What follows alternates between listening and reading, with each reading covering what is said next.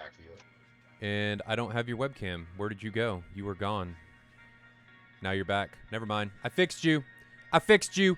Good morning, good afternoon, and good evening, ladies and gentlemen. Welcome back to SATAL 2020. I'm your host, Moltar, joined as always by the mustache man himself, Billy Merlin. Billy, how you doing? Doing too bad.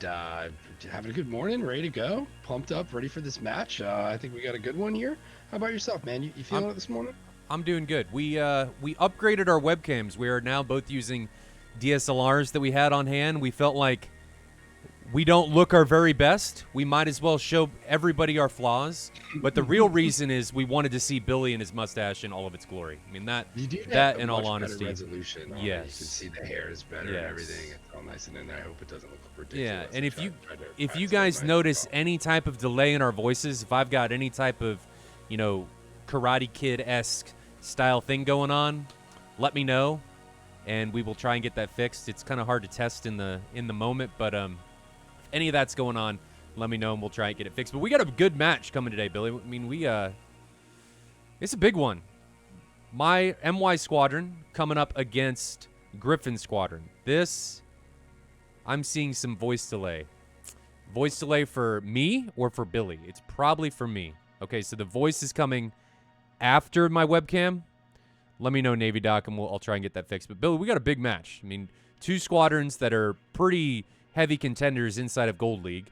How do you think this is going to go? Gryphon Squadron was around last year. They did fairly well. And then MY Squadron, we don't know a whole lot about them. So how do you think this is going to end up? I've seen Moody Rider and some of the guys flying the Growling Sidewinder server, but that's all I know. Yeah, no. I mean, I normally tend to watch some of the attack views, but this one I didn't really get to watch a whole ton of. I know that a lot of the guys that fly on Moody Rider's side there are definitely, like you said, been around for a bit. So I usually tend to side with experience when it comes to these type of things. I really feel like DCS is one of those things where not just individual pilot experience, but group experience, guys flying together with each other and all that type of stuff. So important to the whole dynamic and things kind of flowing and working right when it comes to SATAL. So I don't know. I'm going to side with the more experienced group here. I'll go with them. Okay. All right. Is my voice any better? I delayed it another 100 milliseconds. Did that? Well, Billy, I don't know how much I'm going to be able to fix Billy. They say your voice is slightly ahead of your video. Slightly ahead of my video. You seem okay to me. Say something again. Hey, how am I sounding, everybody? No, you're close enough. They say I'm good. I guess that's as good as you're gonna get. Maybe we can fix it later, but that's as good as you guys are gonna get. Would it be for a the time being stream without some sound tweaking, guys? I mean, that's the name. I mean, obviously not. That's what we do. Obviously not. This is what we go into. Maybe Mr. Mustache's mic is too far. We hear it a bit low. He's low. Move it up a little bit. Is that any better, guys? I mean, I can turn him up a little bit. We're just always changing stuff. We're trying to make this stream better for you guys. We're just constantly tweaking and making things better. And I don't have the patience to do things before the stream, so I use you guys as my guinea pigs to try and make things better. Quick shout out to a Patreon patron who subscribed last night. Gordon Bradbury subscribed at the mission commander level, which means he gets some swag that I got to send him, and he gets the other big thing is he gets a private TAC view debrief. But he has a question that he'd like answers. He actually has two questions. What is the most memorable DCS gameplay moment, Billy, that you've ever had? Funny, exciting, whatever. Does anything come out and strike you? I think one of my favorite moments so far is we did an event. I'm not sure. I think it was a 104th event a while back. The Joint Warrior, I believe. And we had a pretty good plan set out where we were going to drop some JSOWs and drop some TALDs to try to overwhelm a SAM site, and it didn't go exactly to plan, but it went well enough to plan that I think everyone had a really good time, a really good experience of the whole thing. It just the whole group, everybody, the whole plan kind of coming together. That really just jumps out to my mind. I mean, there's a million dogfights I can probably sit there and go back to, but the whole group, everybody kind of coming together as one, and the cohesion of the whole thing really just stands out in my mind as one of my favorite moments so far. That's a good one. Mine is SATAL 2018, flying in the finals against SF. I'm the last guy remaining. Last guy remaining. Finals. We're up 1-0. Second match of the day. Finals. I get merged with, I think it's Razor. And I hit him with a missile. And he doesn't die. And then I run out of fuel and we end up tying the round. I will. Right as your missile hit and the stream died, I will not never forget that. I get like a cold sweat thinking about it. I will never forget that. I got DCS'd to no avail. And then I ended up having to chase him around the circle, and then I ran out of fuel on the way home, and we had to go to a round 3. I will never forget that.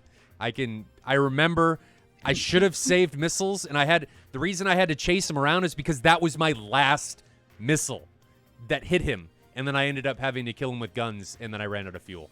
And it was, God, that was so mad. I was so mad. I was so mad when that ended up happening. But that's the moment I will never forget. The next question that he asks is, if you had to pick an era of fighter technology on operations, what would you pick? So operations, I guess he's talking about World War I, World War II, Korea, Vietnam, Gulf War, Second Gulf War, Iraq. What would you pick? I'm a technology guy. I want all the gadgets and all the screens and all the things. So I'm going to go with the most current conflict. So let's say Gulf War II, Afghanistan, Syria, maybe. We can group all that global war on terror, maybe. Yeah, all that yeah. together. I feel the same way. For badassery, I'd say Vietnam, because Vietnam, you're on that analog. You're riding that line of having technology, but it's not good enough to really do all. I mean, it does a lot, but it's not like it is today. Yeah, for you in most cases, you really gotta get down. Like I say, it's the white knuckle stuff when you go back to those dates, because you got the power and the enough technology to get you where you want to be pretty quickly, but you still got to get in there and really get belly up to the bar, as they used to say, right? I'm a little concerned about what Chad is talking about. I came to this hat. This is weird. You guys are getting a little. Navy Dogs tried to say cool camo hat, and then I think that's so, and then it just kind of derailed to another. Yeah, that's just the way it goes, right? But thank you. I do appreciate the compliment on the hat. Yeah, I don't know where you guys are going with that, but let's jump into the round. Before we jump into it, we're gonna take a look at the supercut. I thought Alpha Whiskey was gonna take a break and try and get ahead. He said no. We're gonna continue, and he's gonna attempt to get ahead on his own. So. Yeah, we're going to take a look at the supercut. It's awesome. I want you guys to pay attention. We're trying to instill a little bit of more of a story so you guys have a better idea of what's going on in these supercuts. But this is, if I had to title it, it's Hornet on Hornet. So pay attention to the Hornets. There should be 2 different camos of Hornets. Pay attention to them. But without further ado, Alpha Whiskey's supercut for the MY Squadron taking on Gryphon Squadron here, SATAL 2020. Enjoy. And when we get back, we'll be jumping into round 1.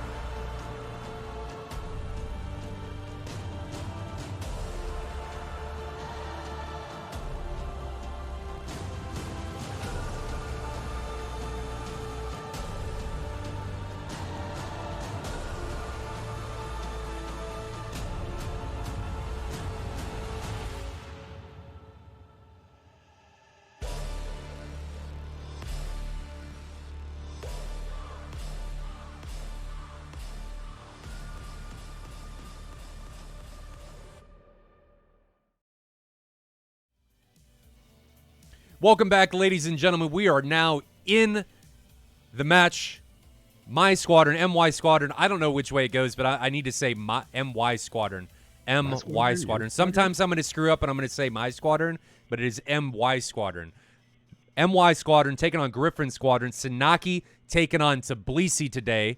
And I think we're going to have a multitude of different aircraft sitting here on the tarmac right now. It looks like we've got 2 F-18s, a J-11, and an F-14 coming for my squadron. I don't know what Gryphon Squadron's going to take. I think there are a multitude of different things, F-18s and J-11s as well, but we'll see them when they get in the air. Do you have any anticipation or anticipatories for this match? I know I kind of asked you that earlier, but now you see what these guys are taking. You have any idea which way you're leaning? We got a Tomcat, so you think that's going to play a role? Well, I think for me, as we progress through the season, I'm going to continue to hope and pray for smart shot choice, good missile conservation, maneuvering into position to find a kill that is a high probability shot, and seeing guys get the most out of what they're bringing with them into these battles. I'm gonna put some good out into the universe, and hopefully before each match, that is what I'm gonna hope to see each time we come out here. Because I think if we can put a focus on trying to see guys do that type of stuff, we're gonna see things kind of progress and improve here. Because I think at the end of the day, you and I both agree that is kind of paramount to being successful in here, is making sure you're making good shot shots, along with a lot of other things. But I think one of the more important strategies is to focus on making sure you're not just shooting, but shooting to get kills and maneuvering to get in position to get a shot, not just shooting when it seems like the time is right. Yeah, I agree there. So it looks like the F-18s are taking a lot of missiles, 6 AMRAAMs, 2 AIM-7s, and 2 AIM-9s. And then if we jump and take a look at the F-14, so let me flip views here. Let's take a look at what's going on under this F-14.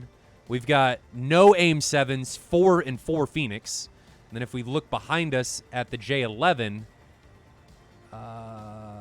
looks like, let's get underneath them so we can get in the fuselage. 2 ETs, 2 77s, 2 ERs, 2 73s, and jamming pods. Interesting. Jamming pods.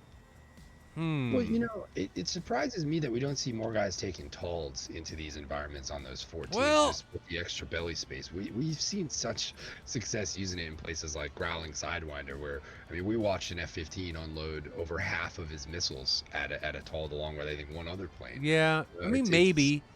It's a look guys aren't used to seeing, I think, on their screens, and it can throw people off. But do we think that has anything to do with decrease in maximum speed because of increased drag? Well, I don't know, man. Those things are pretty aerodynamic. I'm not sure on the weight side of things. They're obviously not as aerodynamic as like an AIM-7, right? But I'll make the point with, and I'd love to see somebody do a study on the AIM-7 and where it is in DCS, because and not that my group's done any conclusive stuff, but we just don't feel it's performing right now at the level it should be. And I just feel like you're better off taking something like a TALD that's actually going to have an effect on the overall fight than just kind of pegging someone's RWR. Now we all know how effective that can be at times, but I think with what we know about getting people to waste missiles, those TALDs could be worth their weight in gold if you could empty out the planes really before the fight starts. So yeah, I don't know. I just think it's a strategy more teams should look at, just based upon the fact that, even if you get known for doing it, you still are making guys question what they're seeing. And I think so you're talking about you would move 2 Phoenixes to the inboard wing pylons, right, and then put the TALDs on the belly, which is where they would go. Correct. Looks like we're departing here 20 minutes after match start. MY Squadron taking off. Plural, Boink, and Moozer leading the way. I'm going to call him Plural and Wazer. Is it Moozer or Wazer? I'm going to call him Moo. He's now Moo. You are now Moo. So they're leading the way, now being followed by Dynasty in his F-14, and then Moody Rider in the J-11 is going to be taken off last.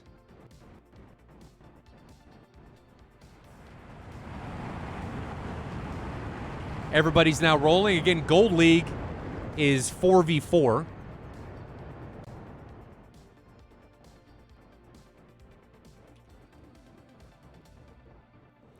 So we only have 4 aircraft departing. Diamond League is going to be 6v6, but we had a delay on when Diamond League was actually set to start. We had to redo some things, redo the schedule. So Diamond League is going to be restarting here in about a week. But the matches we're not going to see for a couple weeks as things get going. So we're going to be with Gold League here for a little bit longer, and then we'll be subsequently splashing in some Diamond League as Diamond League gets going.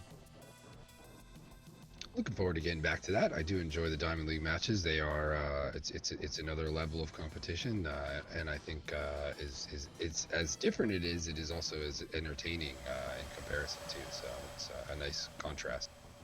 Yeah, it is just different. It's a little bit different style of play. There are 6 aircraft, so that dictates a big part of it. You can't really fly the same with 6 aircraft in the arena as you can with 4. Typically with 4, even when I've tried to fly 4 and I'm historically only flying 6, it's much more aggressive.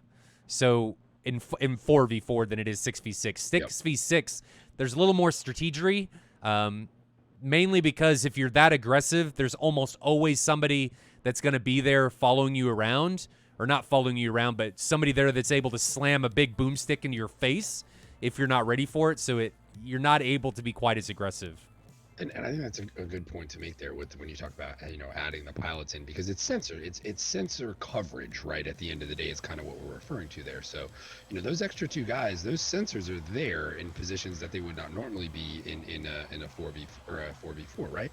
So it just it like you're saying, it really compounds when you make one of those aggressive pushes in, because there's just not as many areas to escape from. So you end up getting trapped deep, and there's just, like you said, someone is almost always in position to take you out unless you start chipping away early, and that really you're relying on the other side to make a lot of mistakes there in order to use that strategy of just pushing deep and trying to push the pack on a 6v6. So definitely different stuff going on there for sure. So let's take a look and see what Gryphon Squadron is flying.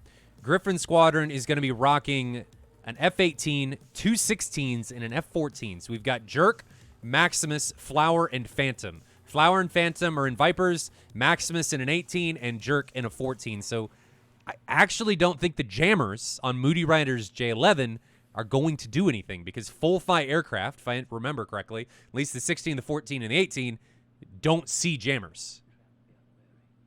So I don't think the jammers on Moody Riders J11 are going to be really worth anything in this coming round. I think I would have liked to see him take 273s, and you could have seen what the other people were taking by looking at the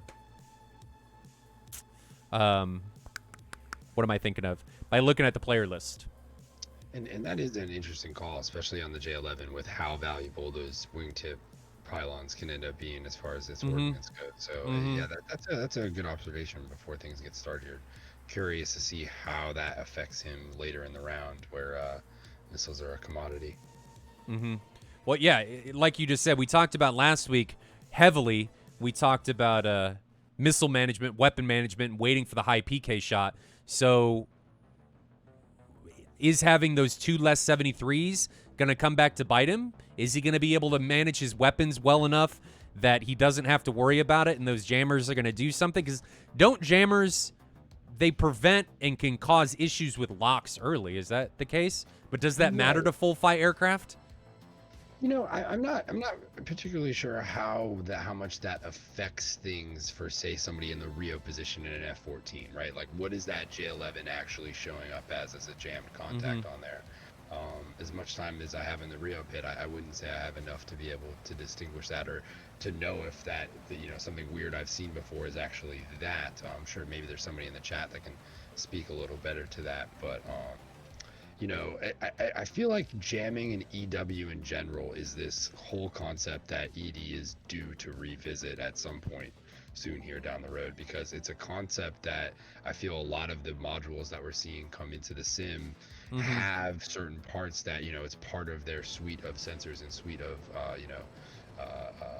devices in the aircraft, and to get that modeled and get maybe some APIs built to extend what that does and how that works within the sim, I think will be good for everybody. Just based upon the year range we're kind of moving into now with a lot of these modules. First Hopefully. Phoenix coming off the rails for MY Squadron's Dynasty as it takes off and heads into combat. That is a Mark 47, so we are on the B weapon restriction. It is a 54A Mark 47. It's not a C variant. So we are on the B weapon restriction, and that Phoenix was fired from 30 miles. So that thing's going to have some juice. Yep. She's going to have some pep in her step by the time she reaches her target. So let's grab that Phoenix and ride along. The motor is now burned out. I'm going to see if I can see who that's coming in on. I think it's on Flower. So let's grab Flower, go to dual view, and see if we can see that thing coming in. There is the Phoenix. We're riding along with the Phoenix as it ingresses in towards Flower. Flower's in trouble, and Flower gets caught way too high, way too close with a Tomcat, and ends up getting smashed. And that is an unfortunate early casualty for Gryphon Squadron.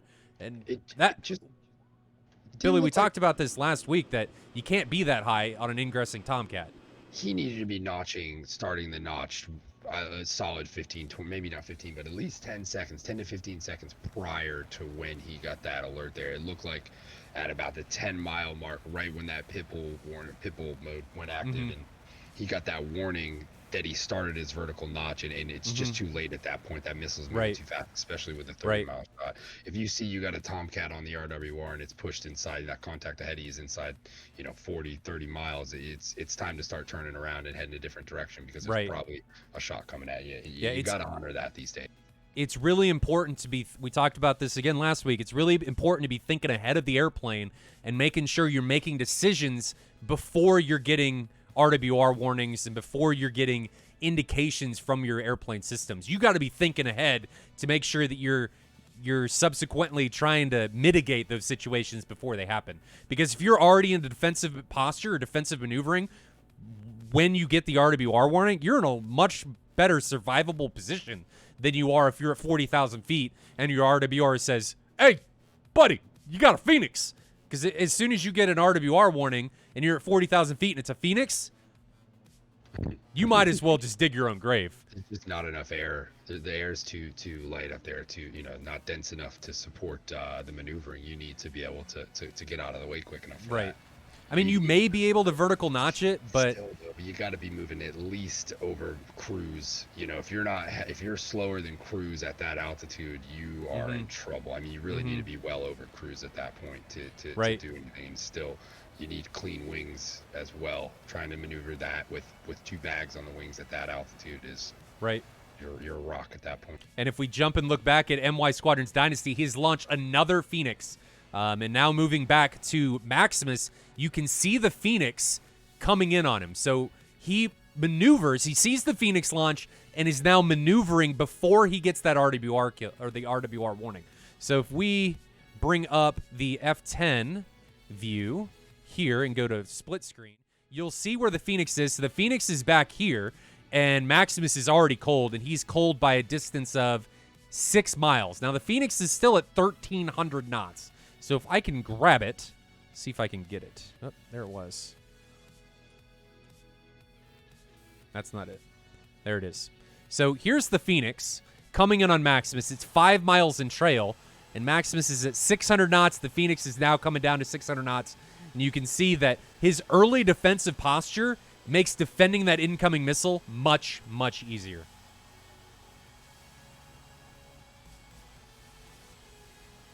I think there was I thought there was another Phoenix. So the 14, Gryphon's Jerk did launch a 14, but we're in the same situation. If we take a look at that, Dynasty MY Squadron's 14 had to defend it, but defended very, very early, and that Phoenix is a non-issue. Is it's 700 knots, and Dynasty's at 700 knots, so that missile is trashed and not worth anything. So still a 4v3. Good on Maximus there with the serpentine, the slight serpentine there, evading that Phoenix, really doing a pretty good job bleeding it out. A lot of good evasions in this first round here. Guys who really know, the limitations and where when they can push things. Yeah, the Serpentine wasn't necessarily required, but it was one of those maneuvers where you don't know exactly how far the missile is behind you, and you just want to make sure that that thing's trashed. And a lot of times, so you can buy yourself you can probably cut that RWR ring in your heads a little bit sooner, pulling those type of maneuvers, right? Just dragging its energy out a little bit more there.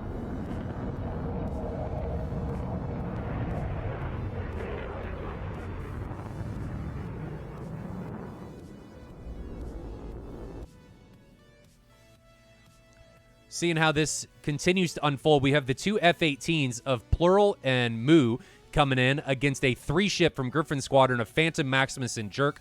Reminder that Flower from Gryphon Squadron was taken down by a 30 to 40 mile Phoenix. 120 being launched by Plural, coming in on Phantom. Phantom, I'm going to assume, is going to get an RWR warning momentarily, as that 120 is now 10 miles away. And there is the RWR warning. Phantom knows he has an incoming threat. We don't see the missile yet. It's going to be somewhere in front of us. There it is, 5 miles away.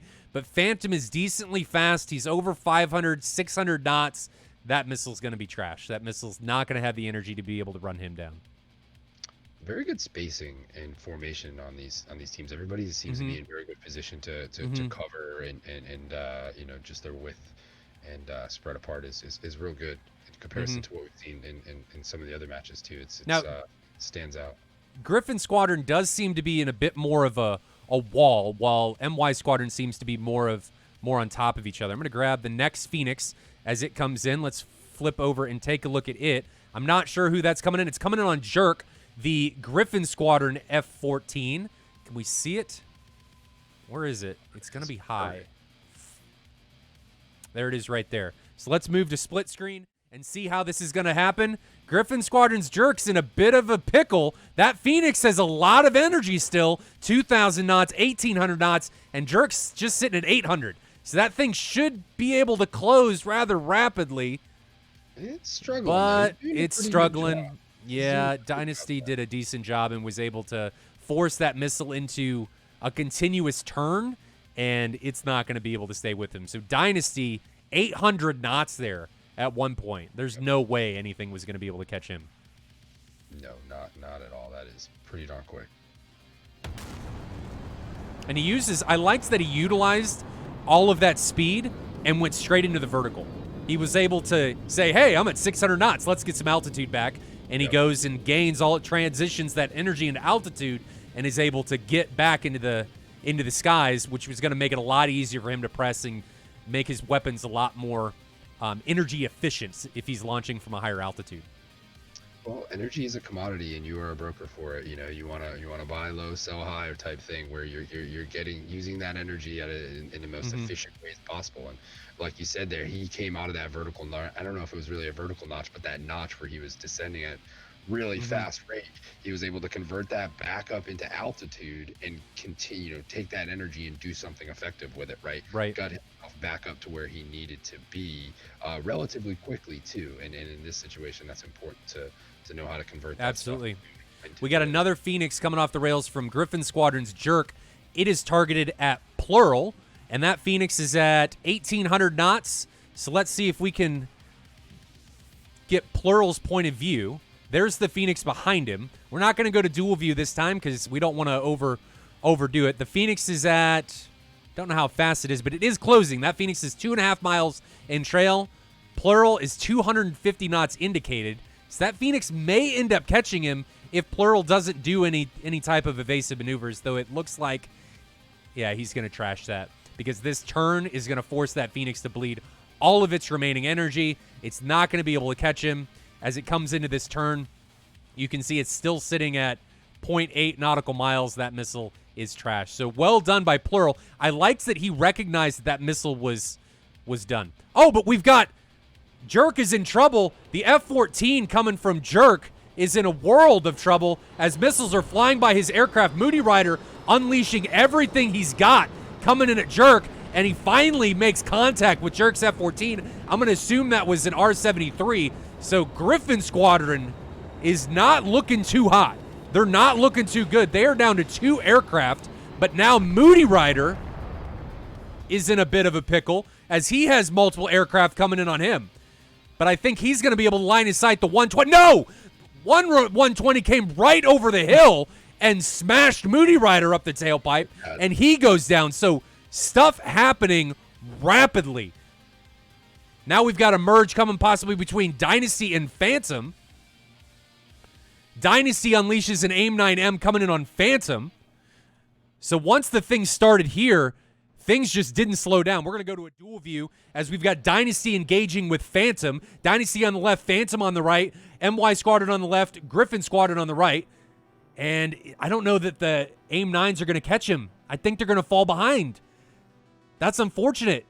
And that's all Dynasty has left. He's too far away to be able to utilize anything else. And now Dynasty, if we flip to his view, is now having to deal with incoming missiles from a Gryphon Squadron aircraft, and he gets taken out, and I think he's in an uncontrolled role. And he's still alive. But Phantom, and we didn't end up seeing it, Phantom got hit by something, and I don't know if that was fratricide. That could have very well been fratricide. I don't know exactly what caused that, but things are happening rapidly here. And now Maximus left to fend for himself here. Shark-infested waters, no doubt. Let's see how he pulls this off. Not much. I wonder what he's got left for weaponry. I don't know, but the F-14's engines are actually out. Ooh, interesting turn of events. So he's able to put a missile into Dynasty's F-14. Dynasty is dead. We can flip to his view and see that he is definitely dead. He has no engine power, and he is up shit creek without a paddle. So I think the first missile did actually mortally wound Dynasty's aircraft. We just didn't see any physical pieces come off or any type of hardware come off his aircraft, but his engines were toast. 2 good sheets, though. They got out. They did. So Maximus is now low. 600 knots indicated over Mach 1. Weeds level, and he's got 2 aircraft, 2 F-18s, a Plural and Moo chasing him. So the 2 ship of Plural and Moo are the last remaining MY Squadron participants, and then Gryphon Squadron's Maximus is the only one remaining for Gryphon Squadron. All F-18s remaining. You think there's a reason for that, or you think they were just that's how the parts fell here? I tend to think the latter, but you know me. I'm always going to give the edge to the Hornet. I think the Hornet's one of the more beastly modules out there, right? I think just based upon information provided, loadout, fuel management, all that fun stuff. But I know we differ on that one. No, we don't. I think the 18 is very capable. I don't think it's not capable. No, I think I just don't like flying it. It flies like a truck to me, and I just don't like it. That's what it comes down to me. That, no doubt. I think that's a good way of explaining it. It does fly like a truck. It's got some pickup truck vibes to it, at the end of the day. That's just how it feels. Gryphon Squadron's Maximus, I think, has had enough, and he is looking to recommit. Where are the enemy combatants? It looks like he's got 1 AIM-9 left, and I'm assuming some gun rounds, so it's doable, but challenging nonetheless. Yeah, there they are. Just wasn't turned far enough. A lot of chaff, but I think it was just he was trying to make something happen. He could have been low on fuel, and it didn't end up working out for him. I think he was just trying to make something happen of what he had left, and recommitting in flat terrain against 2 pursuing bandits that are already inside their high probability of a PK or high PK range. You're just gonna die. I mean, Moo and Plural played that right. As soon as they saw him start to turn, they launched a missile to force him defensive. Yep. Maximus couldn't put any of his weapons into use because he was having to defend it. If he didn't defend, he was going to die. He died anyway, but that was well played by MY Squadron. That was well done. As soon as they saw him turn, they put a missile on him, and I like that. We've talked about that a little bit, and I like that was the approach that they took. How'd you think that went, Billy? I think that was pretty well flown by both sides, but the Phoenix at the very beginning that took out Flower was really the pivotal moment in that matchup. Before, did he just ditch that 120? Do you think to lose a little weight? Maybe, or he could have just decided he wanted to shoot it. He did That's dump right, his right. pylons. That's what I'm saying. Like, it looks to me like the actions of a man trying to clean his jet up to get some fuel conservation going. It looks like he's trying to climb right now. This could be interesting. However, he is sitting at 99% engine RPM, so I don't think fuel is really can't be too big of a deal. If he's really a pushing that hard problem. uphill. Yeah, I mean, I think once again we saw a bit more conservative play than I think we've seen in previous matches. I think we saw some fairly good use and good knowledge of evasion, right? You know, guys using some good line of sight tactics. A couple close calls there with a few of those. I think a few guys definitely could have benefited from a bit more situational awareness early on. I think maybe that might have been the one thing I'd like to see the Gryphons, I believe, improve on. Just a bit more situational awareness early on there. I think maybe they would have fared a bit better towards the end, but my squadron getting out and doing some work on that one for sure. Coxie says it got kills and tanked. I don't think it tanked. I think it, by tanked you mean eating weapons. I think we just didn't see anything physically come off of it because shortly after it ate that missile, its engines went out and it was done. So I think the damage model there may have just been lackluster and we didn't see anything physically come off, but that thing was done. It wasn't. Judging from what I saw in the TAC view, that definitely seems like the However, I do get worried when that happens. If it's still able to effectively employ its radar and shoot weapons and stuff, that to me doesn't seem plausible. I mean, in reality, I think if you get hit by something like that, your radar is going to be toast. Yeah, the zombie cat is it can be a real thing, and it's it's pretty crazy when it happens. Oh, Flower here in chat, who was the guy that ate that Phoenix, says, I ate that shit like a pro. That was my first round ever, and my hands were shaking.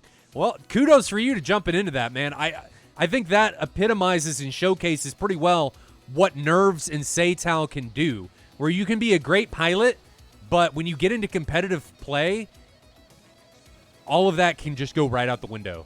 And you get your nerves can get the best of you to the point where you die to something that you would have no business dying to in the past. Agreed. Definitely agree there.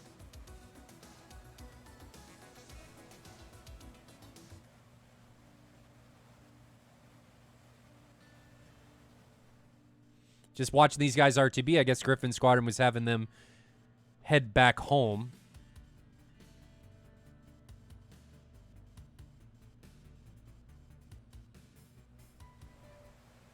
Not digging that playlist. For anybody that's just joining, this is SATAL 2020, and I guess they aren't having to go back home. Gryphon Squadron, I guess, has decided, nope, we're going to move on to the next round. I'm going to go ahead and get the TAC view set up because we are doing TAC view debriefings after each one of these rounds. But while I do that, I'm going to send you guys back to the Supercut featuring this matchup. Nightbot has just posted the connection IP and port for real-time TAC view. So if you guys have TAC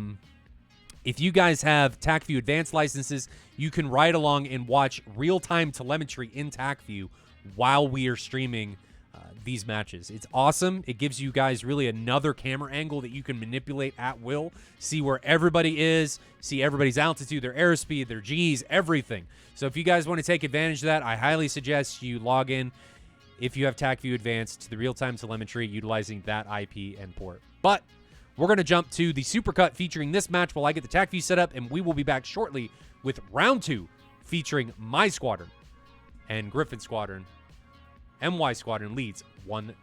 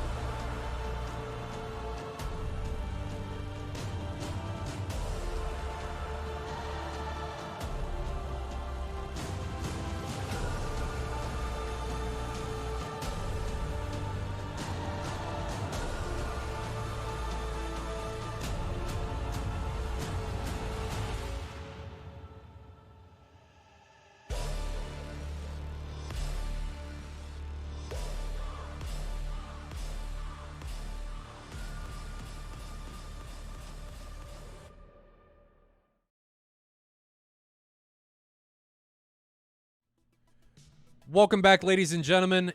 Ignore the black box in the bottom corner. That is supposed to be my webcam. I'm going to try and fix that right quick. Let's see what it's... Maybe my webcam died. Maybe I'm out of battery. That's entirely possible. We're just going to have to see what ends up going down. But this is round 1 between MY Squadron and Gryphon Squadron. Let's see how this went down. So Flower was the first casualty to this Phoenix. And there it is. So what ends up happening here? MY Squadron's Dynasty launches from under 30 miles. You have got to be anticipating that this is going to happen. You've got to recognize that there is a Tomcat very, very close. And you are at 41,000 feet. This is bad. Very bad. Okay, 41,000 feet, Tomcat inside 30 miles. And you're not very fast. You're at Mach 0.97. If you're at Mach like 1.5, maybe you could get to the ground fast enough. But when you get caught with your pants down like this, you have got to immediately go straight down. Immediately go straight down. If you don't do that, you will die. And Flower doesn't do that, and he dies. So he is the first casualty. We're going to chalk that one up to nerves. That's what we're going with there. Nothing happens here for a decent amount of time. Everybody resets. 4 pilots remaining for MY. 3 for Gryphon Squadron. Some 120s being launched from a decent range. Here's the second one coming from Dynasty. And this one is launched on Maximus from 28 miles. Maximus is at 31,000 feet, but he's got his eyes out of the cockpit, and he sees it. You can see right here immediately. That missile has barely come off the rail. Maximus has recognized the contrail and says, that is an incoming Phoenix. I need to do something about that because it's pointed directly at me. And he starts to dive. So he's gone from, well, he's actually climbing still. No, he's not. That's a missile. I'm clicked on a missile. I don't want to be clicked on a missile. Let me clicked on, there we go. Okay, so as soon as he sees it, he starts to dive. 25,000 feet, 20,000 feet. So he cranked after he launched that to try and support it. He recognizes now, I'm not going to be able to support that long enough. I have to get away, and he breaks away. But he's fast. See, he's Mach 1.2. I think he gained a lot of that speed in the dive. Only gained 0.1 Mach in the dive. What was that, Billy? So look at the difference in the missile speed as they pass. Just compare the Mach number between those two missiles as they pass. 3.5 and 2.5. And this thing, they're starting to slow down. So a Mach difference between these two missiles. And this missile is at 50,000 feet. They aimed 54. I don't even think it lofted. No, it didn't. No. It didn't loft.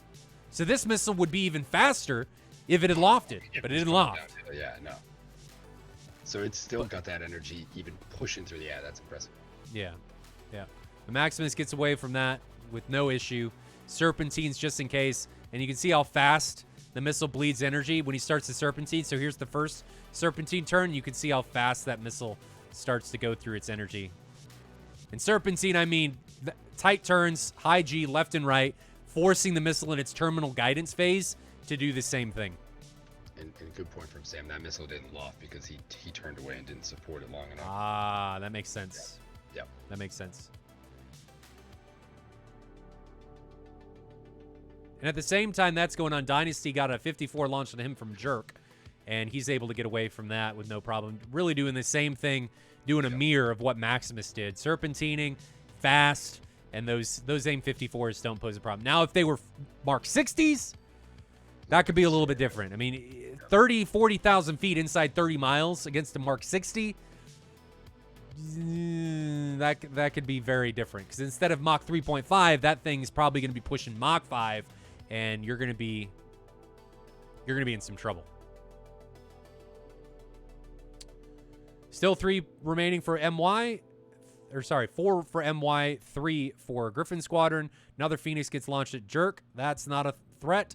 He's able to burn that out of energy. Moody Rider now comes in against Phantom, but doesn't launch anything. And I like this. This is something I don't think we see enough. I like that Moody Rider recognizes I do not have a good shot. I don't like that I can't see everything. I am turning around. So he doesn't waste one of his missiles. Good weapons management, and turns around. Well done by Moody Rider. He then recognizes that nobody's on him. I can recommit. Recommits. And keeps looking. Moody Rider's taking the weeds approach. He is low. So 6,000 feet over the mountains is probably treetop level.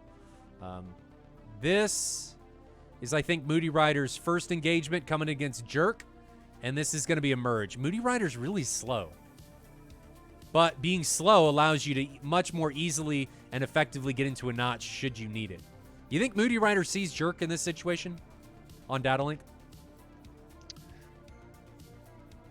It's a tough call there. Okay. Boy, he sees it. He definitely sees it. How much is the altitude separation? About 1,000 feet. Yeah, I would assume he sees him at that. I think he selected the wrong missile. If this was a 73, he would have killed him. Yeah, I tend to agree with you there, just based on that distance. Yeah.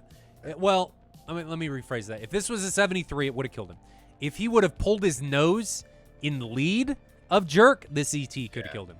But the ET can't pull enough G. You can see what it's trying to do here. It can't pull enough to be able to stay with Jerk. So if he would have let him, Jerk maybe would have flown right into the flight path.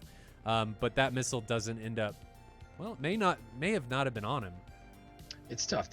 I think it was on him. Merge like that. And you have just a window of a shot even like that. It's tough to not take that shot. But I think he's better off because if you look, if he just holds a little bit longer there. I mean, not that he ends up getting another shot off, but you know that's one where I think you want to do a little bit more maneuvering because you do have a little bit of an advantage coming past that merge. He turned, I mean, almost perfect for him to pull right in there on pursuit. Yeah, I mean, lots of flares looks like coming out now. So I think this was nerves. ET was launched early. ER gets launched early before Moody Rider's even around. You can see the ER just can't pull with him. It doesn't have the available G load to be able to do it. So if he would have waited until now, when he's straightened out, ER probably would have killed him. Yeah, just a bit longer there. And this is what, we'll just circle back to what we were talking about before the match, but just having that little bit of composure to just maneuver a little bit longer to get in a better position to get the shot. Now, is this the one here that ends up getting him? No. Or he might miss. I think this is the fourth missile coming off the rail now he's put at. The 73 misses him, and then the second 73 hits him. So that was the fifth missile. Fifth missile. Just on one plane alone that Gryphon was able to eat up there. So Gryphon may have gone down in that, but I'm not sure how much of a real advantage that gave. He ends up going down, but he ends up staying alive long enough that it forces Moody Rider to stay on him and allows Phantom to close the distance. And Phantom launches a couple 120s, one from range. I'm going to assume if this was launched a little bit earlier, it may have forced Moody Rider to break off a Jerk and save Jerk's life. So sometimes, ladies and gentlemen, it's really important to not just launch when you think you can get the kill, but when you're trying to get a specific reaction out of your opponent. So in this case, that reaction would have been to try and get him off of one of your friendlies. So if that missile would have been launched early, it could have forced Moody Rider to break off a bit earlier, and then Jerk would have still been alive. Second missile from Phantom ends up taking out Moody Rider, but changed that a little bit, and Jerk could have still been alive. So Phantom ends up getting that kill. This is when we were talking about during the stream that Dynasty is out of Phoenixes. And he doesn't have anything long enough. He doesn't have a long enough stick to be able to reach out and touch cold aim 9 shots. Phantom. And you can see how close they get. Even if that was an aim 7, that probably would have caught him. And it ends up costing Dynasty his life. So early aim 7, if that was the first one was an aim 7, he would have been able to take down Phantom, but instead he has to stay on his ass and attempt to close and get those aim 9s to be able to reach out and touch him, but he never does. And since he has to wait, he makes himself an easy target for Maximus, who puts a couple 120s on him. And that's when Dynasty gets hit. We don't think he's dead, but his engines are dead, and you can see him slowing down. Jerk saying we lost SA on the J11 and got merged. Yeah, that makes sense. That happens. Absolutely, especially with the J11s as big as they are, man. I feel like I lose those things sometimes, and I'm just like, where'd it go? Yeah. Yeah, I do too. But you lose everything. Yeah, it's true. I mean, it is. It's definitely, part of the experience in DCS is getting that visual essay is more challenging than I think all of us would like it to be at the end of the day. Yeah. And then this leads us to the very end with Maximus 1v2 against Plural and Moo. And I think he just gets to the point where he recognizes that he can't do anything and recommits. I would have liked to see him recommit in some hilly terrain instead of just out in the middle of nowhere. It seemed like he just recommitted in a flatland where this lake is. Frankly, I would have liked to have seen the My Squadron pull a little bit more into a pincer here, but again, chasing is about all you can do there. Maybe just split that up a little bit wider, so depending on what direction he went, they were covered. But once again, they stayed pretty tight enough to where I don't think that was too big of a deal. Yeah, I'd also like to see maybe Maximus in this situation Mad Dog a couple 120s off. I mean, he's close enough that those could be. How close is he? He's close enough that those are definitely a threat. So know approximately where he's at. Dude, if you know you're probably going to get taken down, just rip everything off. Just unload everything and see if anything connects. And good on Moo back there putting, I think it's an aim 7, so because he knows he's firing in the path of a friendly. I would assume either that or maybe that's all he had left. Tough to tell at this stage. We'll give him credit for it. Yeah, give him credit for looking out for the teammate. Jerk says he only had aim 9s left, but that comes down to weapons management, right? Yep. If he would have waited, maybe utilized the weapons a bit better, he could have that could have gone a different way. Huge part of this, and it's a factor that I don't think, because you excuse me, most people go into this with so many that it just becomes an afterthought too, because you think you have enough, and really, it's the old adage, like, you can never bring too many bullets to a gunfight, right? But I mean, we're going to continue to talk about weapons management and drill it out there, and just got to choose your shots. Make sure the shots you take are going to be pretty high PK shots. And then we see it time and time again. People get to the end and they don't have enough weapons remaining to be able to do anything. And that could be a prime example of a situation where Maximus, if he would have waited, maybe could have made something happen. Now, this is all hearsay. I don't know what could have happened, but there's always a chance.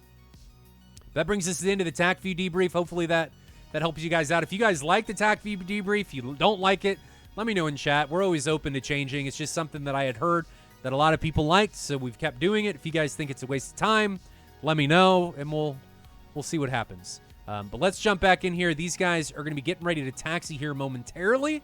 We're going to be riding along with Gryphon Squadron out of Sinaki. MY Squadron is going to be taken off out of Tbilisi this round. And MY Squadron is up right now 1-0. But let's jump in, see how round 2 is going to get on. MY Squadron taking on Gryphon Squadron. MY up 1-0.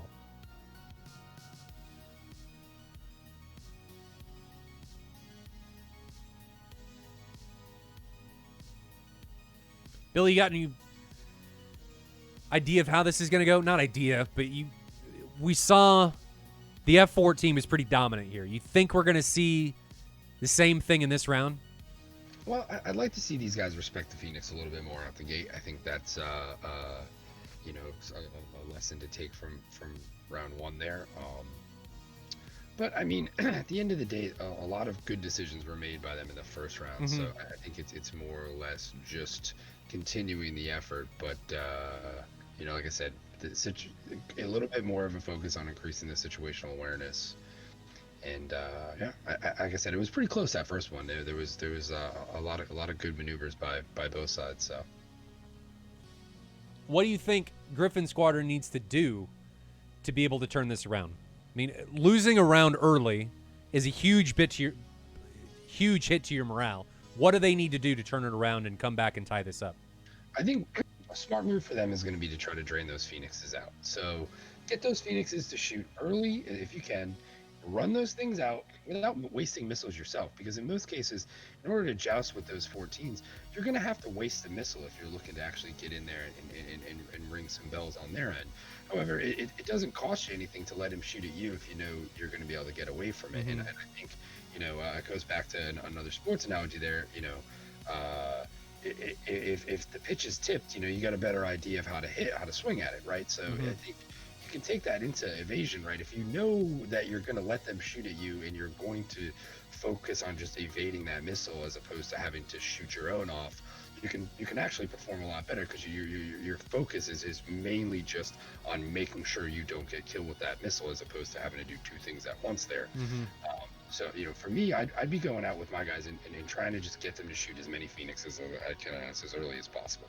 Let's run them down on missiles, and you can even go to fighting a fish, right? You're gonna let that fish tire itself out before you really start cranking in and reeling it in to get it into the boat. So I think that applies here. You got to let these big things tire themselves out, run themselves down out of ordnance, and then you kind of can lure them into the spot you want them in. But if you try to play that game and get up in their wheelhouse or in the bird cage, there you're just going to get smacked down in most cases. So I think it's really important to kind of let those guys get their shots off and kind of force them into positions they don't want to be in. That's true. That's true. Who do you think, if you had to pick a player during this round, who do you think is going to carry it? Either team, who do you think is going to be a round MVP? I mean, I was pulling for Maximus last round to pull off that 2v1 there at the end. The chips were definitely stacked up against him. I thought he did pretty good throughout most of that first match. So I guess from Gryphon, maybe Maximus would be my pick there for outstanding performance. I'm gonna go Moody Rider. Okay. In the J11, he's the only J11, so I'm gonna see if he's got anything to showcase here. Did pretty darn good in it last time. Like I said, I'd like to see a little bit more conservation on the missile side of things. I think we saw him really kind of unload on one of those airframes last time, and then not that ended up playing a factor, as I think he took one shortly after, but just a little bit more conservation coming in there and maneuvering to get that shot a little better. But I think we hammered on that pretty good in the attack game. Yeah. A lot of the things that happened in the round one were just things took a bit too long in order to do. It took a bit too long to defend. Took a bit too long to realize the situation you were in. Took a bit too long to take down a particular threat. Things were just taking a bit too long.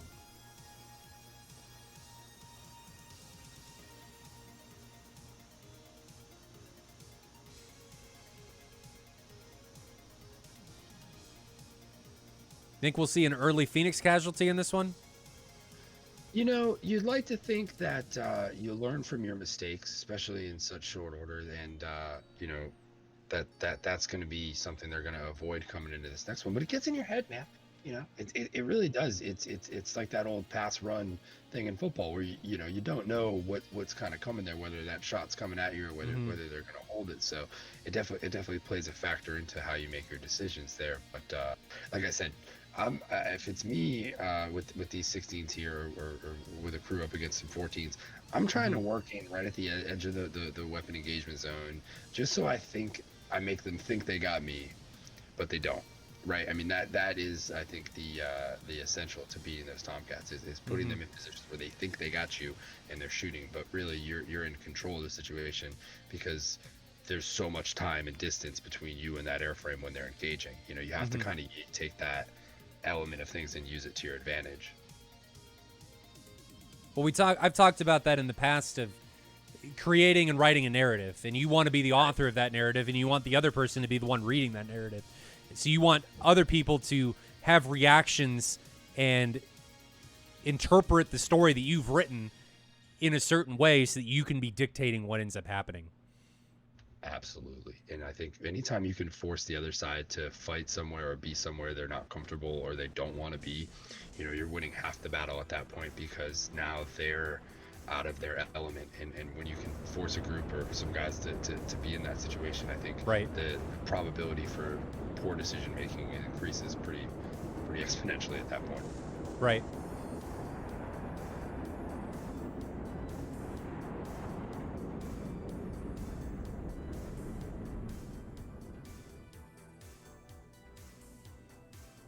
Riding along with Gryphon Squadron as they depart out of Sanaki, I'm finally starting to get a hold of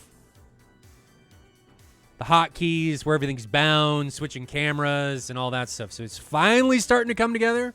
Hopefully you guys can, hopefully that's working out for you guys, and you guys are starting to see that going down. But let's take this time as we have a bit of a lull as these guys start to ingress. We're riding along right now with Phantom and his F-16 flowers over the shoulder, and you can see Maximus, or the tip of Maximus's F-18 behind him.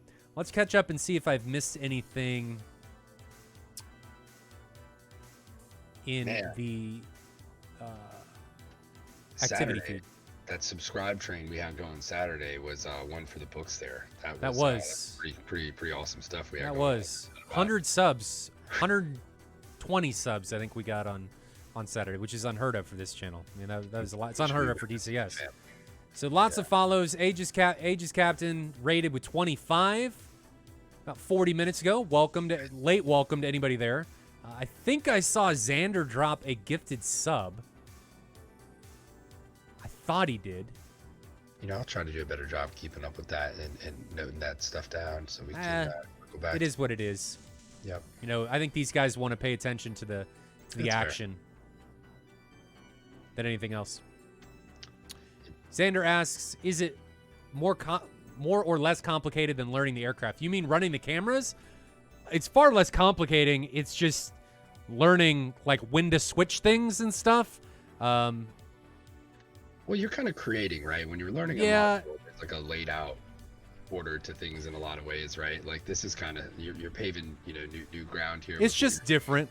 Yeah, I think it's a little different. Yeah, it's just different is really what it comes down to. It's just getting used to where things are. It's like you buy a new TV. You gotta remember and learn where the remote buttons are. That's really what it comes down to. And I also have to learn when to switch cameras, and it's not as big of a deal, I think, as people make it out to be, or as I make it out to be sometimes. It's just I only have two arms and I can only push so many things at the same time, which kind of ends up being a detriment sometimes. Maybe but you try to do something about that. Could you get a third one or a fourth? You know, we could go to Chernobyl. Kombat. Well, remember that guy from Mortal Kombat? He had 4, right? I think, was it 4 arms or maybe it was more? What was his name? Oh man, somebody's Strogo or something like that. Something. I need to watch the new one. I wanted to watch. I keep forgetting.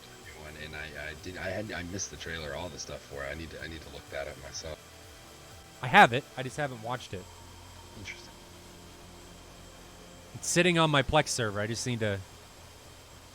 We talked about a great movie, that Greyhound movie with Tom. Oh yeah. Yeah. We're telling the chat to check out it. Not that most guys probably already haven't. Yeah, that was Greyhound with Tom Hanks. That was good. I enjoyed that one. Billy recommended that to me, and it was solid. I enjoyed that. Yeah, I was hyped for that one. Good Navy movie right there. Tom Hanks at his finest. Yeah, I enjoyed that one. Yep. These guys are separated now by 79 miles, 80 miles. Gryphon Squadron separating into two ships, 20-mile separation between their two elements. And then my squadron is in two ships with a separation of 10 miles between their two ships.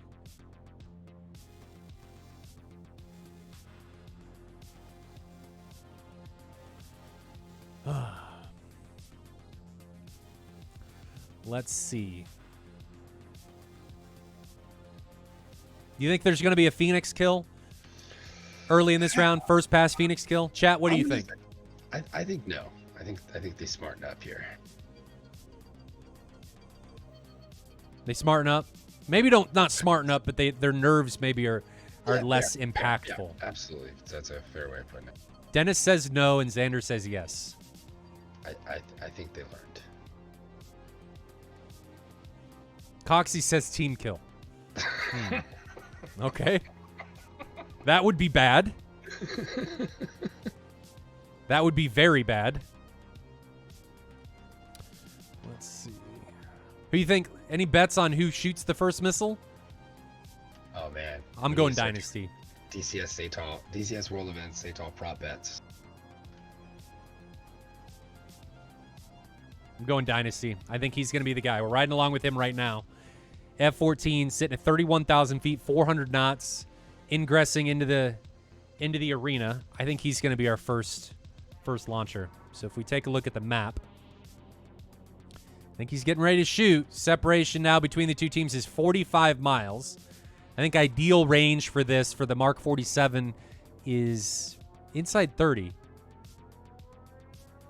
Mark 60 we've seen, or I've seen in Diamond League, there were kills from 60 miles. Yeah. I mean, you catch someone sleeping, it's game over with that thing. Right, right. You got to be anticipating those long shots. Strike F-16 Falcon says, I agree. F-14 will shoot first. Okay. I think the first shot's going to be Dynasty firing onto Flower again. Interesting maneuvering by Gryphon Squadron.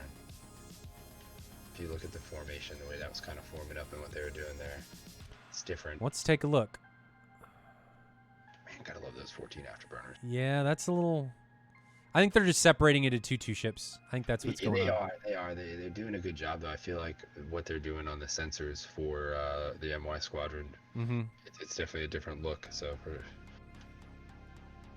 there goes the Phoenix from Dynasty, and Flower was actually the first one to shoot with his 120. But I like that he's cranking and diving now. Distance between the aircraft is 26 miles. So Phoenix is going to have a decent amount of energy. However...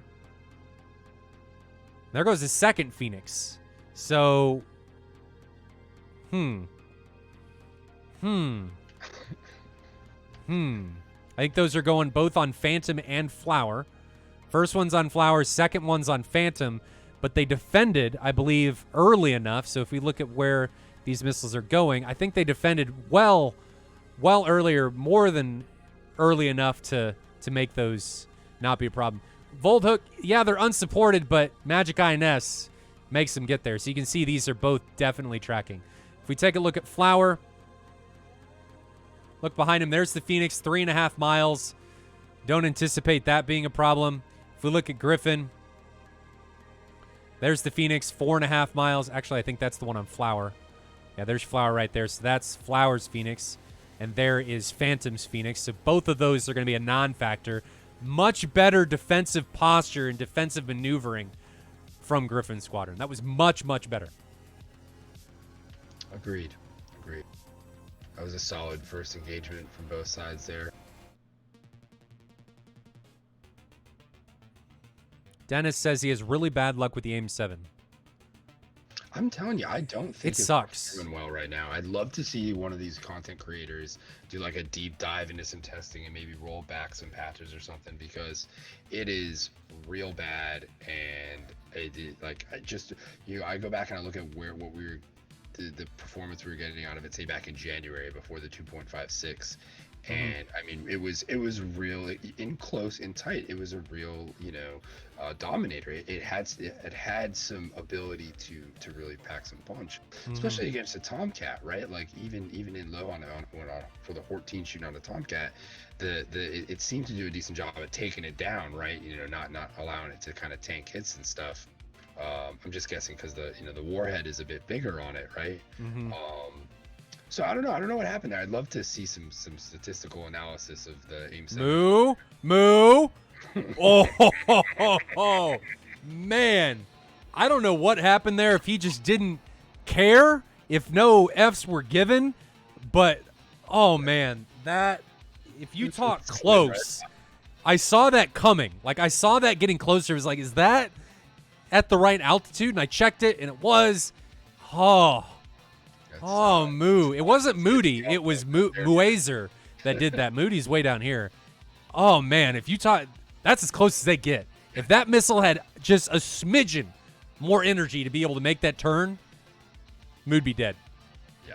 No, that was good stuff right there. That was close. Now, Moody all separated off by himself as the J-11 down there. That terrain, not super high, but maybe high enough to where he's lost. Check his altitude for me right now. He is at 6,000 feet, so he is... That could be... He's weeds. Yep. Because remember, we're in the mountains, and it doesn't take that into the account. So Moody Rider, who we're with now, over his cockpit, looking at him through F2, is low. He's trying Moody to get, Rider, does anybody know what kind of stick Moody Rider uses? I always feel like his plane's all over the place. oh, he's wobbly. Is he keyboard and mouse? No, there's no way. Dennis says he's VKB.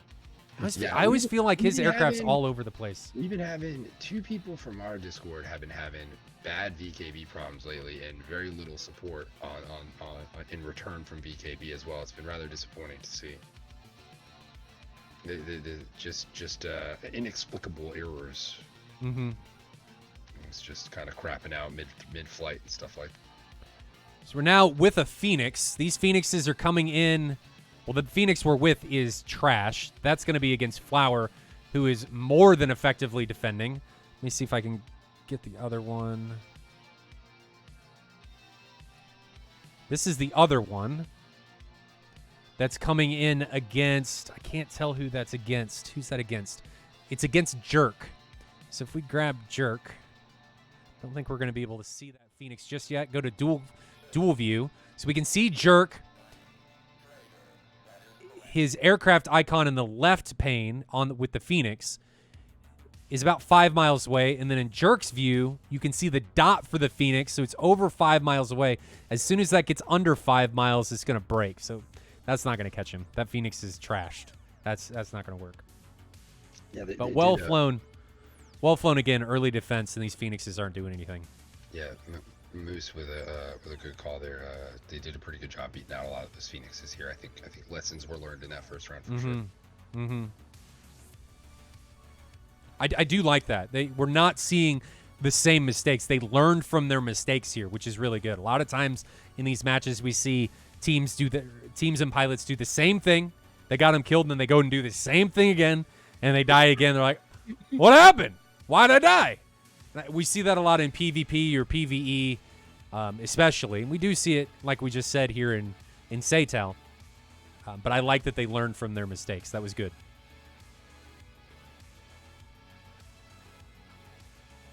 And they're forming up pretty good here. 4 hot almost for Gryphon, although it looks like those 2 might be flanking south. Well, 4 hot for Gryphon and then 4 hot for MY too. I like that everybody's seemingly going together. This is typically something we see more in Diamond League because it takes a little bit more coordination to organize the 6 ships than we do at Gold League's typically more of a brawl. Nothing wrong with that. It's just more aggressive. But I like that everybody seemingly is turning and approaching at the same time. I think people would be surprised at how much more effective you can be when you come in as a squadron instead of a bunch of individuals. And I think, one thing to kind of piggyback off or point out there on that note is it looks like there's a lot better communication from both teams in comparison to what we've seen in previous weeks. Like you can see the communication here and how much more chemistry there is between these guys, how well they're kind of moving together out there in the battle space. Both sides do on that note. Jerk's now coming in at 35,000 feet, 35,000 feet with his Tomcat. I guess he didn't like what he saw. He's actually got an ET coming at him. Where is that? Oh, there it is. Oh, that's coming on Maximus. That's on Maximus. So let's see if I can grab Maximus. And you know what? Knowing when to hold him and knowing when to fold him. Big thing here. So that's good on him to know that. Probably might not have been the best opportunity to pull in there. Yeah, and here comes another missile on Maximus launched from Moody Rider. 3 miles. Maximus is able to get a couple 120s out on Moody Rider. Are those going to connect? ET is trashed, and I think Moody Rider's dead. Nope. Moody Rider's able to get away and line of sight those 120s, so he still is flying. He gets away from that with no problem. So things starting to happen. Things starting to unfold, but nothing has connected yet.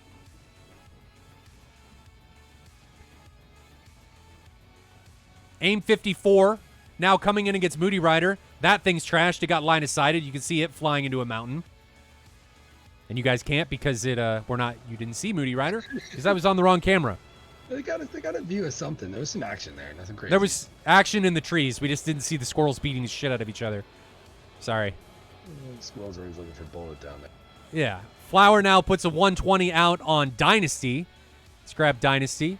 Dynasty has only AIM 9s remaining. There's the 120 coming from Flower.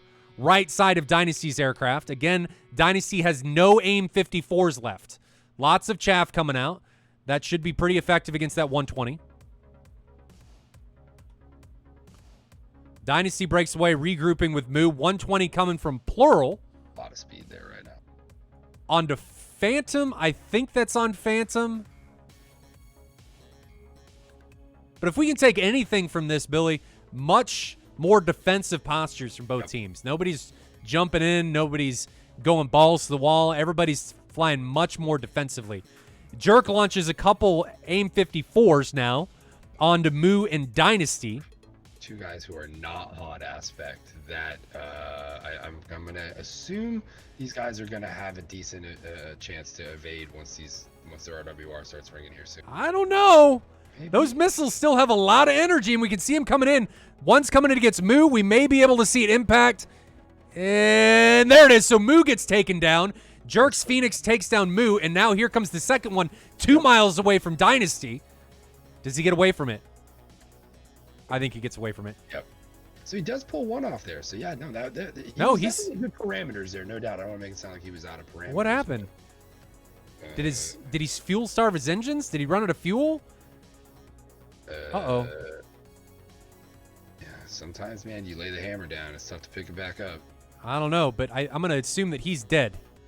And Moody Rider's now getting into it with 3 enemy aircraft. Count them, 3 enemy aircraft. He's got crap going on all around him. So I'm going to try and stay on top of this. Now there are 4 aircraft around Moody Rider. So Moody Rider is just getting into the thick of it. We see Phantom off his nose. There goes R-73 onto Phantom. So he takes down Phantom. He actually launched 2 73s. And then if we look over Moody Rider's shoulder, now on his nose, I'm trying to keep track of this. 2 sticks left, looks like. Where are they? Where are they? Guys, I'm sorry if I missed something, but Moody Rider is just in the crapper. There's Maximus. He's turning in on Maximus. But behind him, if we look behind him, Flower is behind him. But Flower has a 120 coming at him. Oh, man. Moody Rider doing a real good job here of managing. But not enough. Not enough. Man, almost had that though. If he had got that nose down a little quicker there coming over that ridge, he might have done it. But I could tell he was looking. He was trying to find the kill there. So tough position to be in for sure. But at the same time, Plural's able to take one of the Gryphon Squadron combatants down. So it is now a 1v. No, it's a 3. Oh, it's a 2v1. We missed an engagement between Jerk and somebody in the south. We'll have to revisit that in TAC view as Jerk took somebody down in the southern engagement. So now it's a 2v1. It was a 2v2. In good comparison there, Falcon. There is a little bit of comparison to the not get caught off sides thing there. Yeah. See where you're going. Going to try and get this into dual view as we have missiles going all over the place. 120 coming in. Misses Maximus barely. And Plural is over the mountain. There's Plural. Try and get us here. So Plural's on the right. Maximus is on the left. These guys are coming into a head-on engagement. Riding along from both guys' point of view. AIM-9's coming out from both. Man! The AIM-9 launch from Plural barely misses Maximus. And Maximus's AIM-9 is like it didn't even care or try. But Maximus, I think, gets the much better turn. Yep. Much better turn. But does Maximus have anything left aside from guns? He's really trying to sell out energy for nose authority there, though. He's keeping the burner on and staying with it. But, I mean, he's pulling hard to get that. I think he's got guns only. I was going to say, he's only got guns. So he's got to be careful there. But he is closing gap pretty good right now. And he's just just spraying and praying. I'd be curious to see the distances here, and I feel it's not enough control right now to be pulling that trigger. Well, and Jerk has entered the fray. So Jerk in the F-14, who we can now see from Plural's point of view, is here. Plural doesn't have the energy really to pull with it. Maximus's point of view that we're now looking at again from Plural seems to be in a much more energy conservative state, and he's able to keep the nose in a bit better position against Plural. Plural right now is just running for his life, hoping that one or both of these excuse me, one or both of these combatants hits a tree or loses view of him. And the maneuver kill shouldn't be underestimated in this position. Guys are really maneuvering their aircraft hard. There's a high probability you can get somebody to pull a little bit too hard one way or the other and end up in a tree here. So yeah, I don't really like that maneuver from Plural. He skied himself, bled a lot of energy, and gave Maximus a good deal of opportunities to put some 20 mil on him. Plural attempted to put an AIM-9 on a Jerk, but it didn't work, and Maximus just isn't able to get anything to connect. Another AIM-9 coming from Plural, and it connects with Jerk, but oh no! Stabilizer, he cut a stabilizer. No! He didn't have the energy to be able to get out of it. And maneuver killed himself. Guys, ground undefeated. So true. And good shot by Maximus there. It looks like, I'm assuming with one of his last remaining bursts, he's able to clip the stabilizer. Dennis says that Plural got hit and was a flight control failure, and like you said, I guess one of the last bursts ended up hitting. Yeah, it looked like it clipped the back left stabilizer.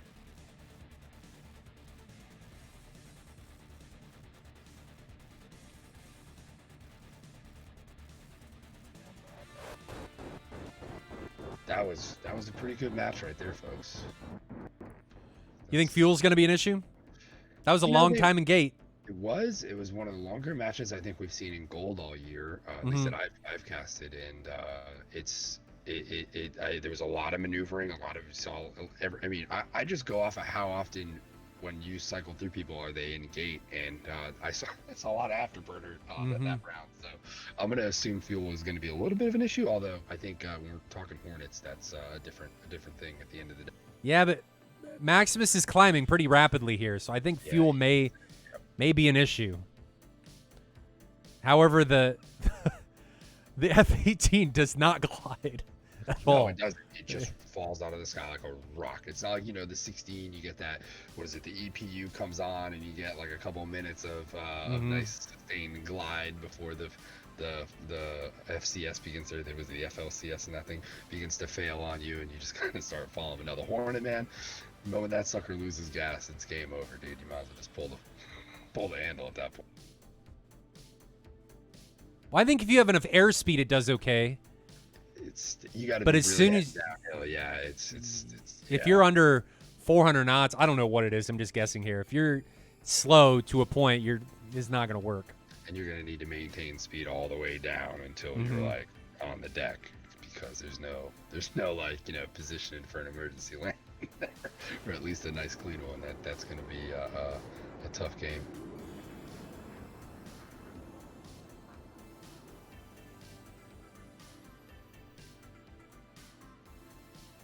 Do you think he makes it back?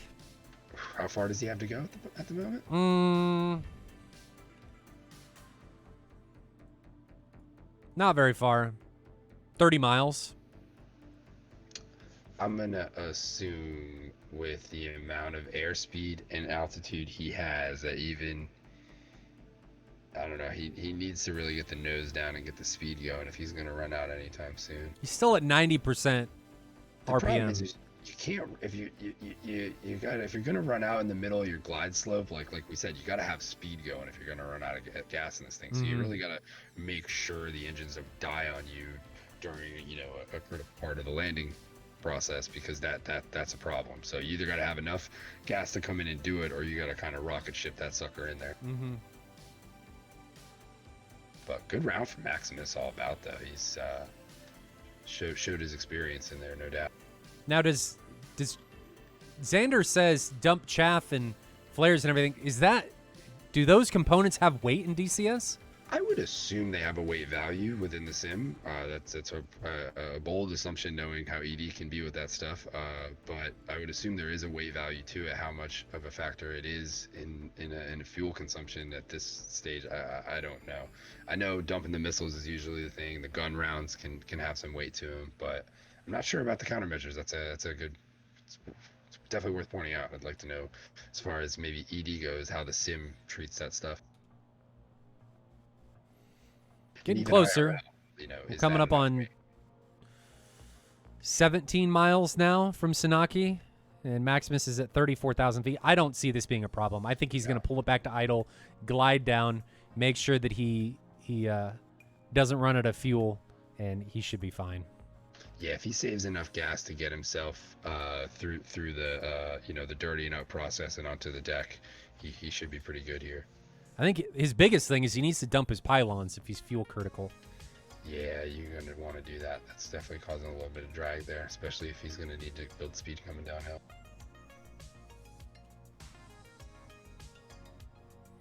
I bet he makes it back, and he ties it up. Yeah, I'm gonna assume that he pulls this off here. Yeah. Regardless of how this goes, though, ladies and gentlemen, we are going to a round 3. So even if he doesn't make it, it'd still be 1-0, and it is best of 3. So we still would go to round 3 to see if Gryphon Squadron could win the critical round 3 to tie it up and end this matchup between MY and Gryphon in a draw. Xander says he's going to boot up DCS and see if there is indeed any weight. Quick shout-outs to Dagwood for dropping 100 bits. Much appreciated. All that just goes straight back into making this stream better. I think eventually, if we can get enough funding together, I'd like to run 4 cameras at the same time, but I'm going to need another PC to be able to do it. And I'm going to need a monitor that would be big enough. I think Dell makes a monitor that's set up to be able to run 4 PCs at the same time. I think it's like a 43-inch 4K that you can run 3 outputs at the same time. So, be the dream. Agreed. That sounds pretty nice. Maximus now coming in on finals. He is engine idle. 340 knots, 4,000 feet. Brakes should be out. Gears down. And he is going to be fine. As long as he doesn't run out of fuel now. If he runs out of fuel now, that would be a problem.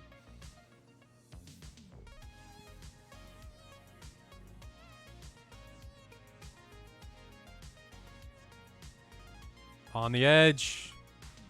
It's a little fast. 250 knots. Then again, I'd rather be fast in this situation than slow. 210 knots now. 190. Yeah, he's fine. Yeah, looks like he's gonna pull this off. I mean, he could belly land the sucker at this point as long as he gets her in. It doesn't destroy her. I think he counts. We've seen some people. 130 and wheels down. A little bit rough landing, but center line, no problem. Don't think he's gonna roll over and die. Yeah, he's good. So Gryphon Squadron ties it up at 1 apiece here in this Gold League matchup between MY and Gryphon. We're going to critical round 3. We don't see these very often. Round 3, winner take all. Man, this could go either way. That was a close round. I mean, 1 pilot for Gryphon remaining.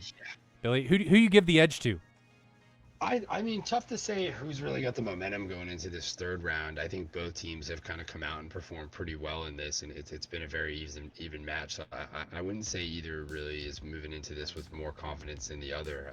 I think we're going to see just as close of a match in this third one as we did in rounds 1 and 2.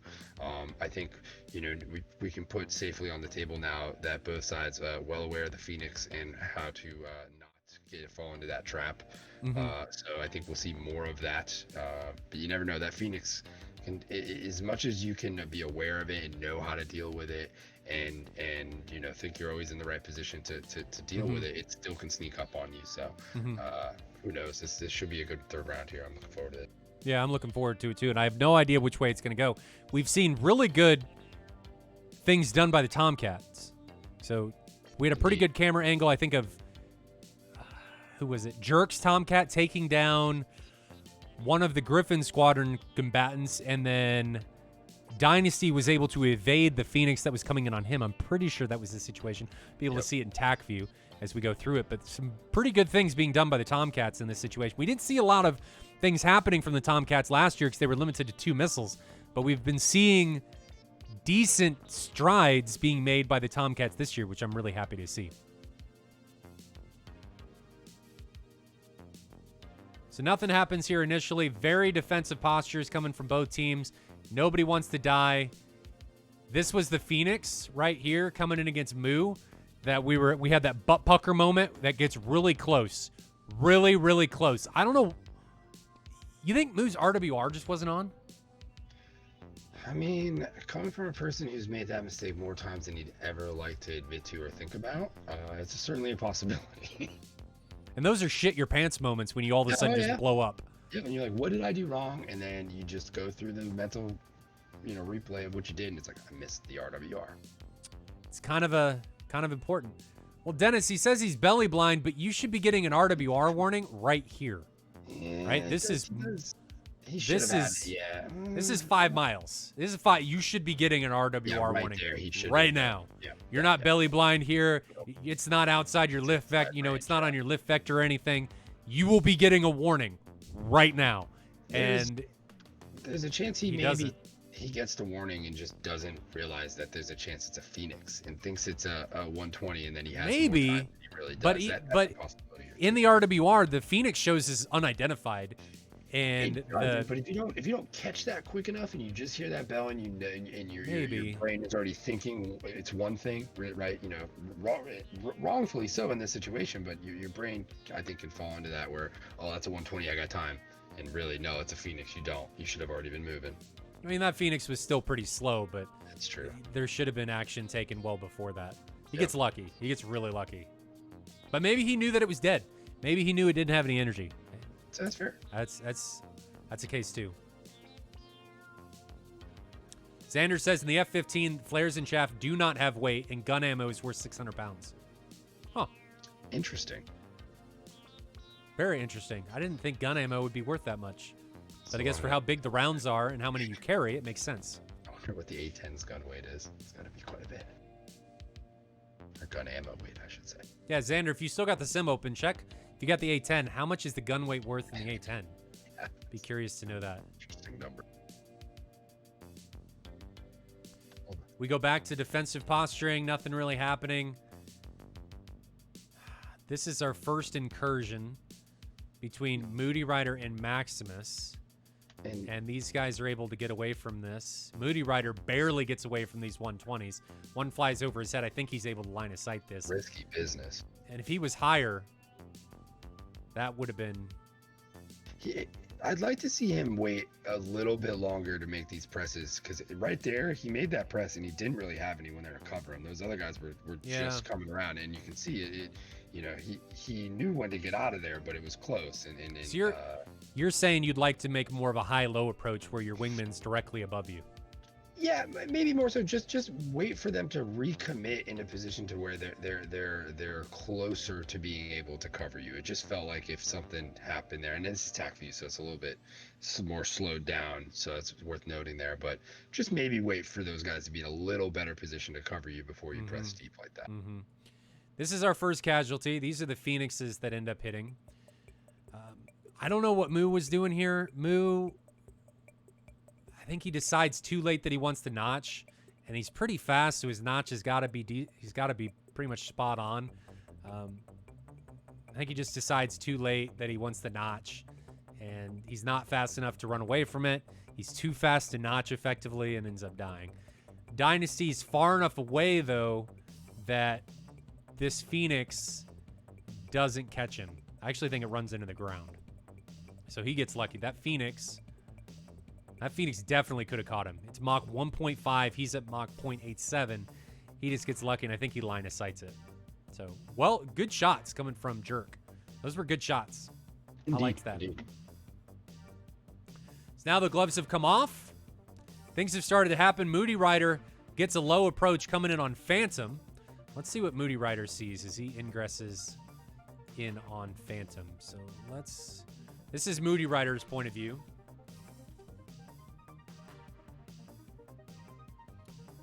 Following weeds. There's Phantom over the hill. And I guess he was just getting data link on Phantom. So something I will say is I'm pretty sure the J11 and the Su-27's data link works through mountains. So that very well could have been the case that he was still getting data. And I'm pretty sure that's the case. I'm not 100% sure, but I'm pretty sure the J11 in contrast to all the other full-fly aircraft, gets its data link through mountains, so it's not obstructed by line of sight. So Moody Rider was able to take advantage of that and take down Phantom, sneaking up on him, came up right over the ridge and puts an R-73 on him. I don't like this double tap. I really don't like this double tap. Moody Rider has 2 R-73s, and they're both gone because he double tapped. I don't know if that was intentional. In all fairness, it did look like the plane retained control, but he didn't, that was irrelevant to he'd already fired both missiles at that point, right? So, I'd like to see maybe put one in there, see if he's still maneuvering, and then go for that second one at that range. It just, there's no difference between 1 or 2 there. Yeah. This is Moody Rider's now sandwiched between Maximus and Flower. Flower gets a decent shot on a Moody Rider here, but Moody Rider is able, I think, chaff it or line of sight it. Yeah, he rolls pretty good there. But Flower is able to eventually take him down. But at what cost? Because Flower then gets taken down. So Moody Rider's able to stay alive long enough to take Flower down. So well done by Plural to be able to regain the loss of his comrade and splash his aggressor. We're missing... There's Maximus. So now this turns into the 2v1 that takes, I think, a little bit too long here. I would have liked to see, instead of Maximus pressing on his own, I would have liked to see him come back and regroup with Jerk. I think that would have been the better decision here. Yep, agreed. But he commits here and gets into a merge and can't get away from it once he's in it. But he does get this better initial turn. What is with this AIM-9? Does Jerk just not know that that's the last missile he has left? Because I don't know if he knows this, but it's not going to provide a missile warning. Yeah, we saw this Plural off. The cold AIM-9 shot there is just a hope and a prayer. Even this AIM-9. Like, you got to be really careful with these AIM-9 shots because you're shooting into a merge. And that AIM-9 can just as well pick up your friendly as it can the enemy. And now I don't think he has any missiles left. I feel like the AIM-9 is one of those missiles where there's very few chances where you're going to gamble and it's gonna, it's really a missile where you need to be in a high probability position to score kills with it. Mm-hmm. If you're gambling with it or you're just chucking it out there, odds are you're just gonna end up doing something you don't want to do, like hit a teammate.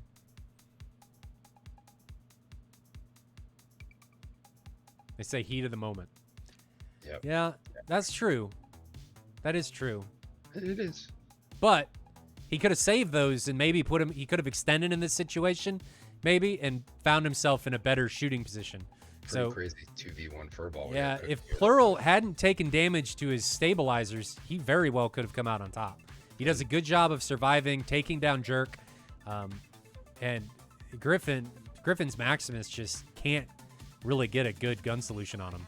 Yeah, he made him work for it, and credit to Gryphon because he hangs in there and stays with it. I'd like to see shorter bursts. That would be the one thing I comment there. There seemed like there was some pretty, but like once again, as someone pointed out, heat of the moment, that stuff is very difficult to kind of keep in there. Oh, yeah, both our cameras died. Yeah, is your camera dead? I got 2 batteries. I could just swap. No, it's fine. If it's dead, it's fine. I got to get my charger and stuff. It'll come today, so I'm not worried about that. Online, so they're bringing it by later. You guys get to stare at a black screen. I'm just kidding. You guys are going to check out the... I'm going to send you to a fan video this time. I don't know which one it's going to be, but we're going to check out a fan video while I get round 3, the all-important round 3 setup, because we're tied at 1 apiece between MY and Gryphon Squadron. See you guys back here in just a minute.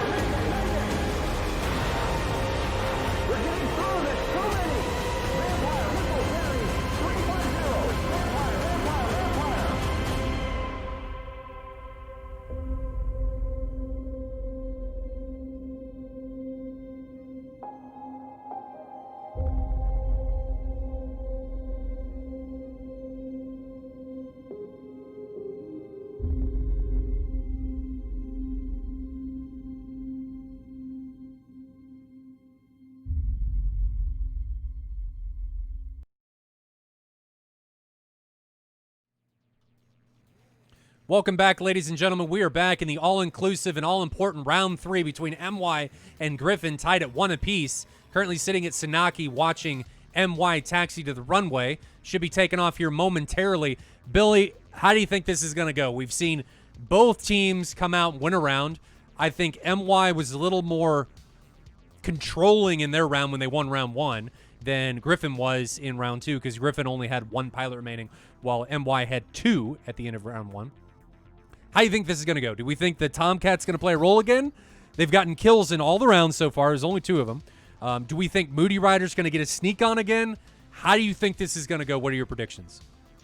I think with what we've seen, it's both these teams have been clawing pretty hard at one another. It's been very even throughout most of this match. Like you said, I do think I believe it was Gryphon had a pretty decent advantage in that first one towards the end. But I think when you really start adding up the numbers side of things, it's been fairly even throughout most of this match. So I think coming in, as we talked about before we went to break there, the momentum really not strongly with either side here. So I think it's going to be up to one of these two teams to come out of the gate here, have a strong first go around, and maybe try to snag somebody early. Snagging somebody early, as we've talked about plenty of times here, can have a pretty big effect on the overall outcome of the fight.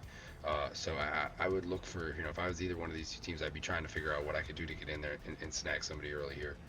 Well, we saw that in round 1 when Dynasty was able to take out Flower, and it was very, very important in that round. I mean, it set the tempo for how that round was going to play out. Lots of new follows, which means lots of new faces. So hopefully you guys are enjoying what you guys are seeing. We are on every Tuesday, Thursday, and Saturday, 1500 Zulu, with 1 match a day. Last year we did it every Saturday, and we'd have 2 matches. But in all honesty, and Billy will probably concur with me, it was exhausting. We would go from 9 a.m.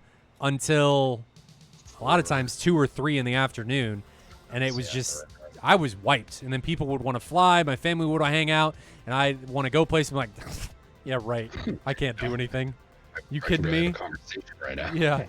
I need to just sit here and watch YouTube, not do anything. So this has been a bit better, and I think spreading it out, though the audience isn't as large, I think having the more consistent streams and having, what was I going to say? Having them shorter makes them more easily digestible, especially for people that want to watch them after the fact.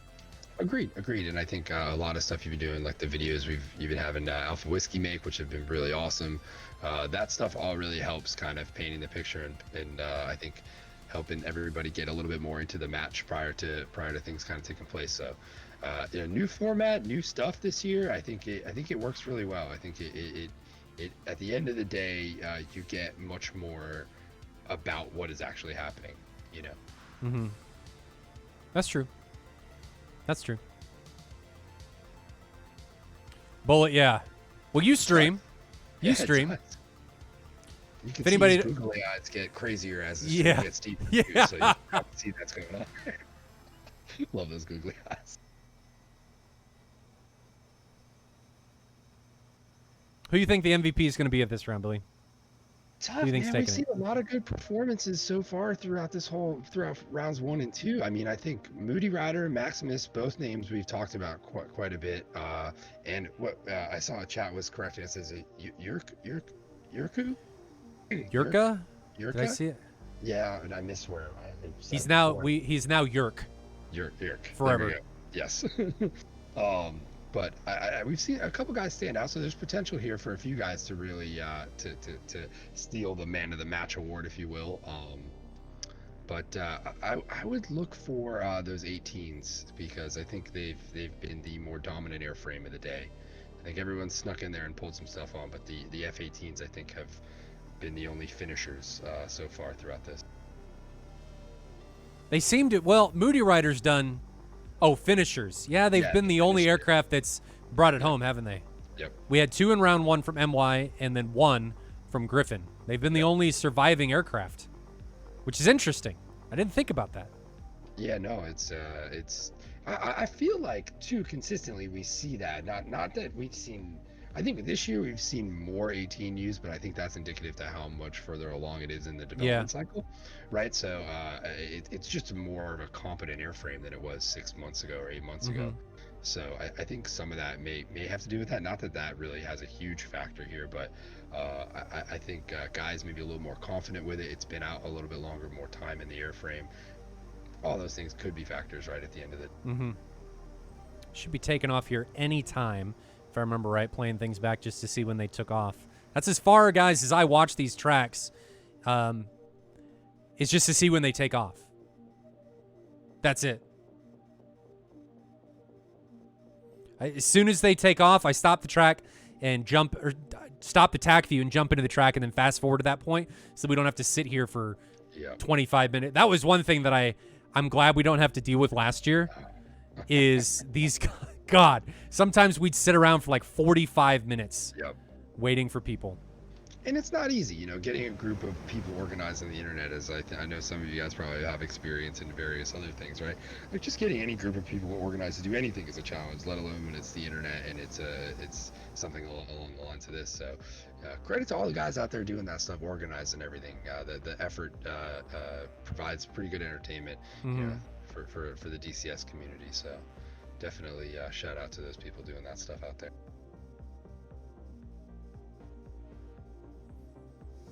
Now we're waiting on Plural and Moo to depart for MY Squadron.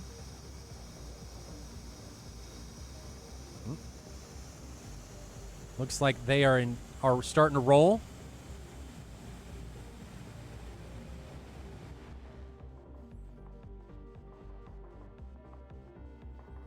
Nah, Xander, it's not trying to herd children. It's like trying to herd cats. At least you can bribe children. Cats just look at you like you're a moron no matter what you do. At least I feel like I can bribe children. Please don't call me a pedophile.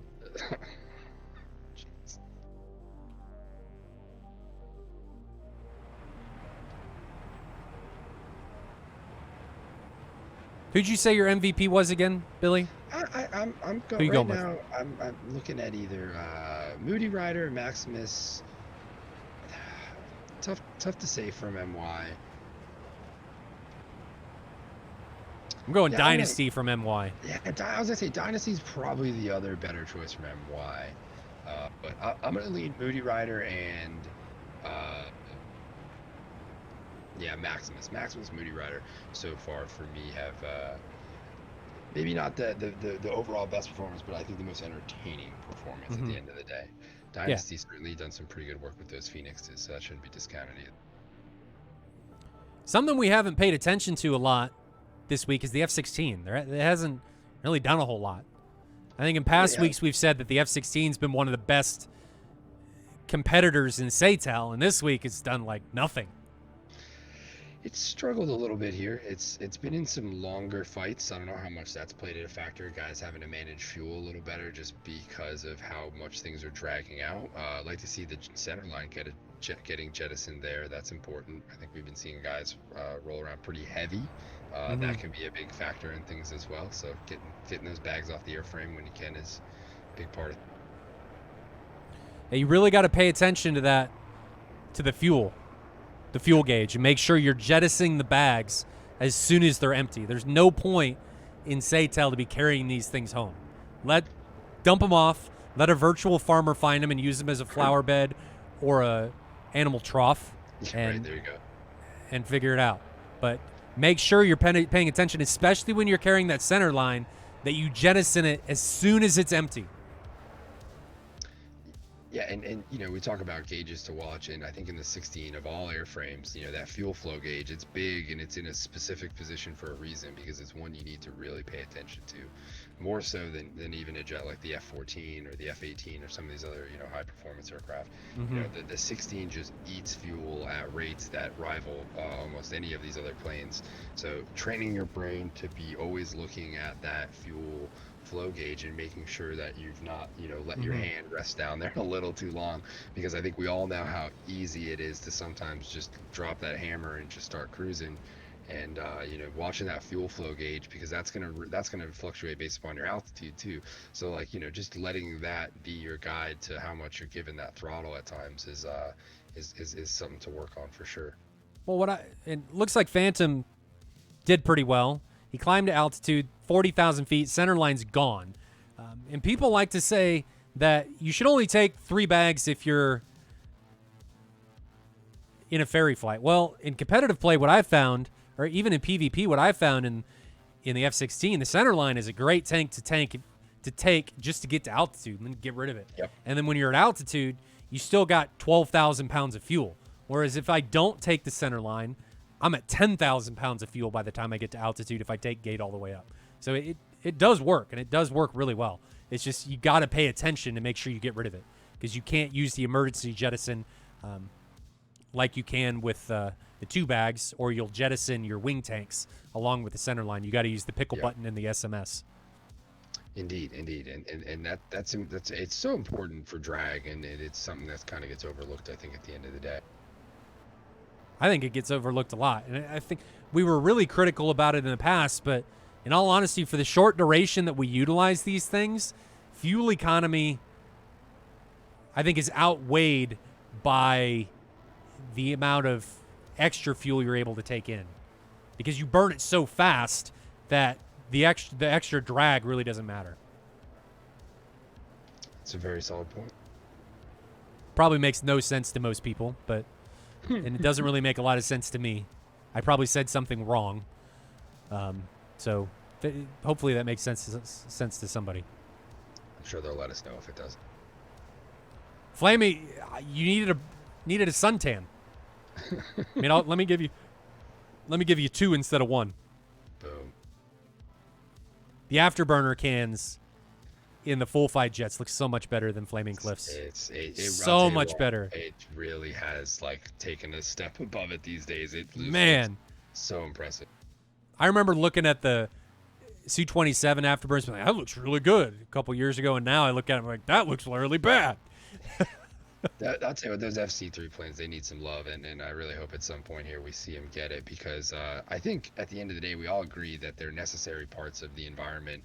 We all fly in, we all have affinities to some of those planes and whatnot. So if we're not going to see full fidelity modules of those planes, I'd like to see those things brought up to speed and kind of given the love they deserve for the DCS world we live in today, versus kind of where they were the last time they got some work done to them. And not that they haven't touched them over the last few years, but I think a real big overhaul to FC3 and how it interacts with the rest of the stuff is long overdue at this point. Who do you think our first? Oh, I was going to say, who do you think our first missile is going to be? And it is actually Flower again with the 120B launched from a long range, and I think that's going to be countered from Dynasty with an AIM-54. And I don't know if you guys know this, but the AIM-54 is a bit bigger of a boomstick, just a little bit bigger. Yep. I think we did a good job illustrating the difference in speed at a 30-mile shot. There was an entire Mach difference, I believe, as they passed and each other. And the 120 lofted, and the 54 did not. And there goes the Phoenix. And does he support it long enough is the question. It is not lofting. It doesn't look like it, no. Don't you have to go nose up? Yeah, I think you want to get about 10 to 15 degrees of pitch. So maybe that's why it's not lofting. But he's got a 120 coming at him.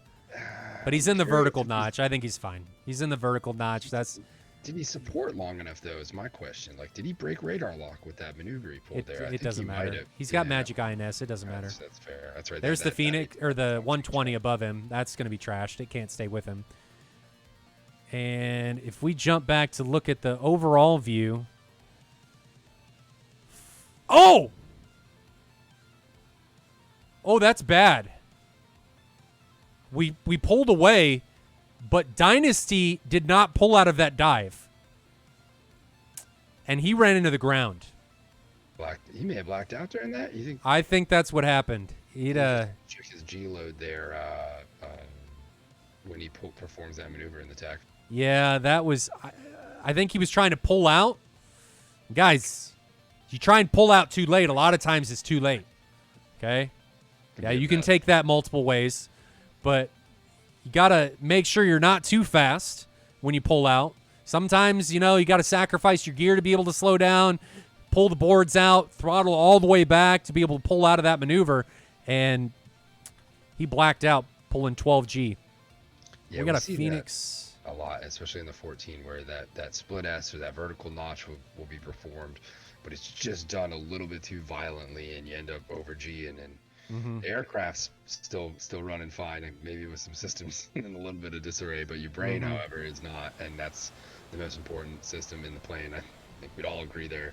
Another John Madden moment for you guys. And we just saw Moo eat a Phoenix. It was a little bit desynced, but he's just too high defending that missile. Yeah. And why? Why? It's slow, too, it looked like. Yeah. I thought that missile wasn't going to be able to impact it, but I went over and looked at it anyway. But, just too high trying to defend against these threats. Too high and too slow. Bad, bad, bad. So 2 pilots remaining now for MY. They are in a full uphill climb now. I don't know. This is going to be tough. Yeah, uphill battle for sure here. But I still think potential for some comeback action is certainly there. These guys have plenty of missiles, and I'm guessing fuel. With this dude still got 3 tanks strapped to the body. Well, that doesn't mean anything. No. He maybe just likes the drag. Yeah, very, very could be a possibility. Yeah. Uratar, man, in SATAL rules, you have to disconnect as soon as you're dead.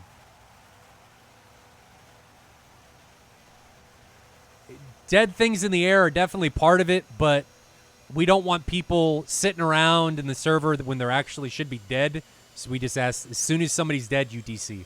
And that can cause some desync stuff too. So I think it's better to get the guy out of there as soon as possible, as opposed to letting that linger and maybe causing some problems. But 2 pilots, Moody Rider and Plural for MY. Are we going to see Epic Ninja Cheese action? For anybody that doesn't know what we're talking about with Epic Ninja Cheese, last year in one of the very first matches, Epic Ninja Cheese went 1v4 and killed everyone. And it was amazing. It was amazing. But are we going to see that now? Let's grab Plural. I mean, there's the Phoenix. Like some weapons left there to make this happen.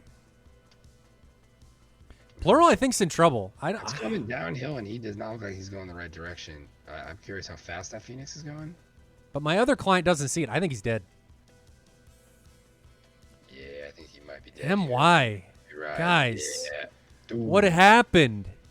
I think it was Gryphon Squadron won the last round, and it was just a massive hit to the morale. And you think that around that man, that much of an effect there? I'm making an assumption, but it has to. I mean, I don't know what else it could be. I agree. It's pretty inexplicable. They came out here and just seemingly were not didn't have the game faces on for the third round. Obviously, could be a multitude of things there that led to that, but definitely I think unexpected. We were assuming this one was going to be a little bit closer than it was. But Moody Rider's still got a shot at it. I mean, he's got plenty of weapons. He does. Experience. He's in the flanker. He's head on, though, with an F-16. Is this going to be the F-16 making the change? I think that's a 77 coming out, but Moody Rider's in trouble. Man. Yep. That's rough. That's rough. Well, Captain Cleveland, it is a huge weight reduction when you're dead and your plane is in the ground. There is no weight anymore because you're not in it. So Dennis says we were really tired and stressed. Yeah, I can imagine. MY, you guys are Malaysian, right? So it must have been really late or really early there. So that's I totally understand where you're coming up. 2 rounds as brutal as those first 2 were. It was hard fought. So I could see that stress kind of building up and adding up by this third round there. Oh, so, for sure. Yeah, Absolutely, for no, that's sure. part of it. There's no doubt. But I think both teams did actually a very good job today as far as, what we saw them kind of put on the table. Obviously, some mistakes were made, but there was also a lot of good maneuvers and a lot of good shots.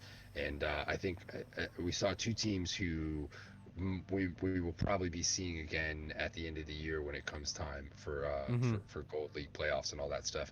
Mm-hmm. Because from what I've seen so far, these two teams look like two of the more established, at least as far as communication, tactics, all that stuff. So little things to clean up, I think, for both sides, but overall a very good display.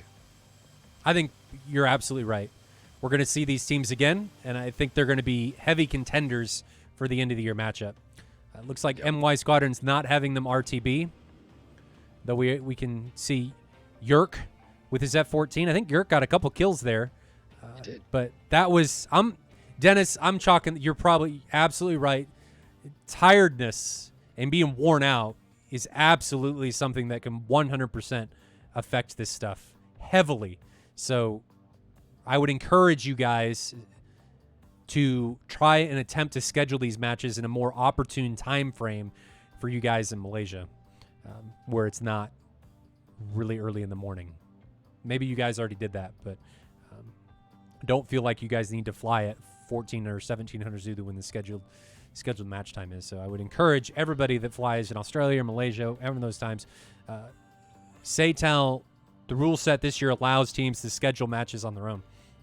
And I would encourage everybody to take advantage of that. So I don't think it's worth going back through the tack view on that one. I think that was just tiredness, and morale was pretty low after losing the last round.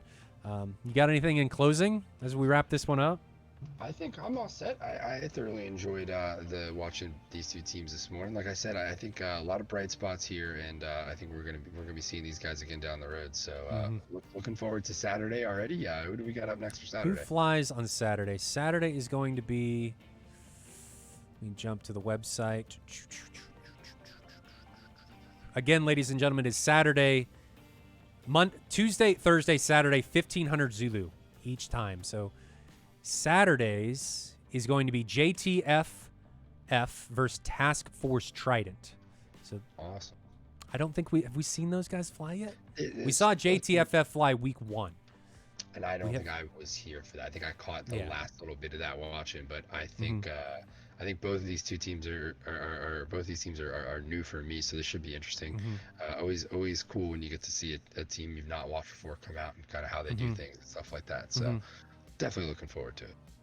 Yep. Huge shout outs to all of our sponsors for making this all possible, especially Heatblur for we saw their modules being showcased here. Eagle Dynamics for giving this awesome sim, even though some people love to hate. I love it regardless. Yeah, same here. Black Hog, I'm still hopefully that button box get here soon so I can test it and give you guys some feedback. I'm really looking forward to it, but I think it's on a boat somewhere in the Atlantic. So hopefully it gets here soon. And then of course Thrustmaster for all that they've contributed, all of their gear. If you guys want some of the best gear that's out there, even though COVID is pushing the prices up quite a bit because I think there's a lot of scarcity, check out Thrustmaster. The Hornet grip's top notch. They just launched the Airbus grip, which in its baby blue fashion, but I think that's Airbus colors, even though I wouldn't pick that color. That's Airbus. So, and it is licensed by Airbus, which I'm actually may pick up their throttle quadrant because it's got a landing gear thing on it and a bunch of other things that would be nice. It's So going to maybe I match can. up pretty well for 2020. Let me tell you what. That's true. Nice combo right there. That is true. I didn't think about that. For 2020, that could be a solid combo. But huge shout outs to everybody there. And that's all I got. Next one's going to be Saturday, 1500 Zulu, PTFF or JTFF against Task Force Trident. So be waiting for that one. Be watching for Alpha Whiskey's Supercut. For anybody that is not familiar with how the videos and stuff are working, the Supercuts are usually come out a day to 2 days before the match airs. So be watching for that today or tomorrow. That should come out. It'll give you guys a decent highlight. That's the video we watched today. The Supercut that we watched today is from this match. Be watching for that. If you guys haven't subscribed to the YouTube channel, be sure that you do that as well. And if you guys want to take look at the Patreon, there's some benefits the Patreon can give you. I'm not trying to shill or anything, but I think some of the benefits are like I'll go through a tac view with you on some stuff. I know I'm not the end-all be-all, but there's private tac views. There's some swag that I'll throw your way, like T-shirts, collared shirts. And then I think the mission boss, or I don't even remember what it's called, flight boss, I think is you can help us decide what maybe is better for SATAL in the future. You get to be able to talk to us about stuff like that. So make sure you check that out. I think there's links down below for all of that. But that's all I got. Not trying to shill out, but that's all I got. So until next time, ladies and gentlemen, hopefully we'll have the webcams and stuff in a little bit better position and they won't die. Right. Yeah. We'll have our batteries. My battery situation should be worked out today. That should be it. Until next time, ladies and gentlemen, have a good one. I'm going to send you out on the Super Cup for today's match between MY Squadron and Gryphon Squadron. Gryphon Squadron ended up taking it 2-0. Until Saturday, have a good one. Fly safe.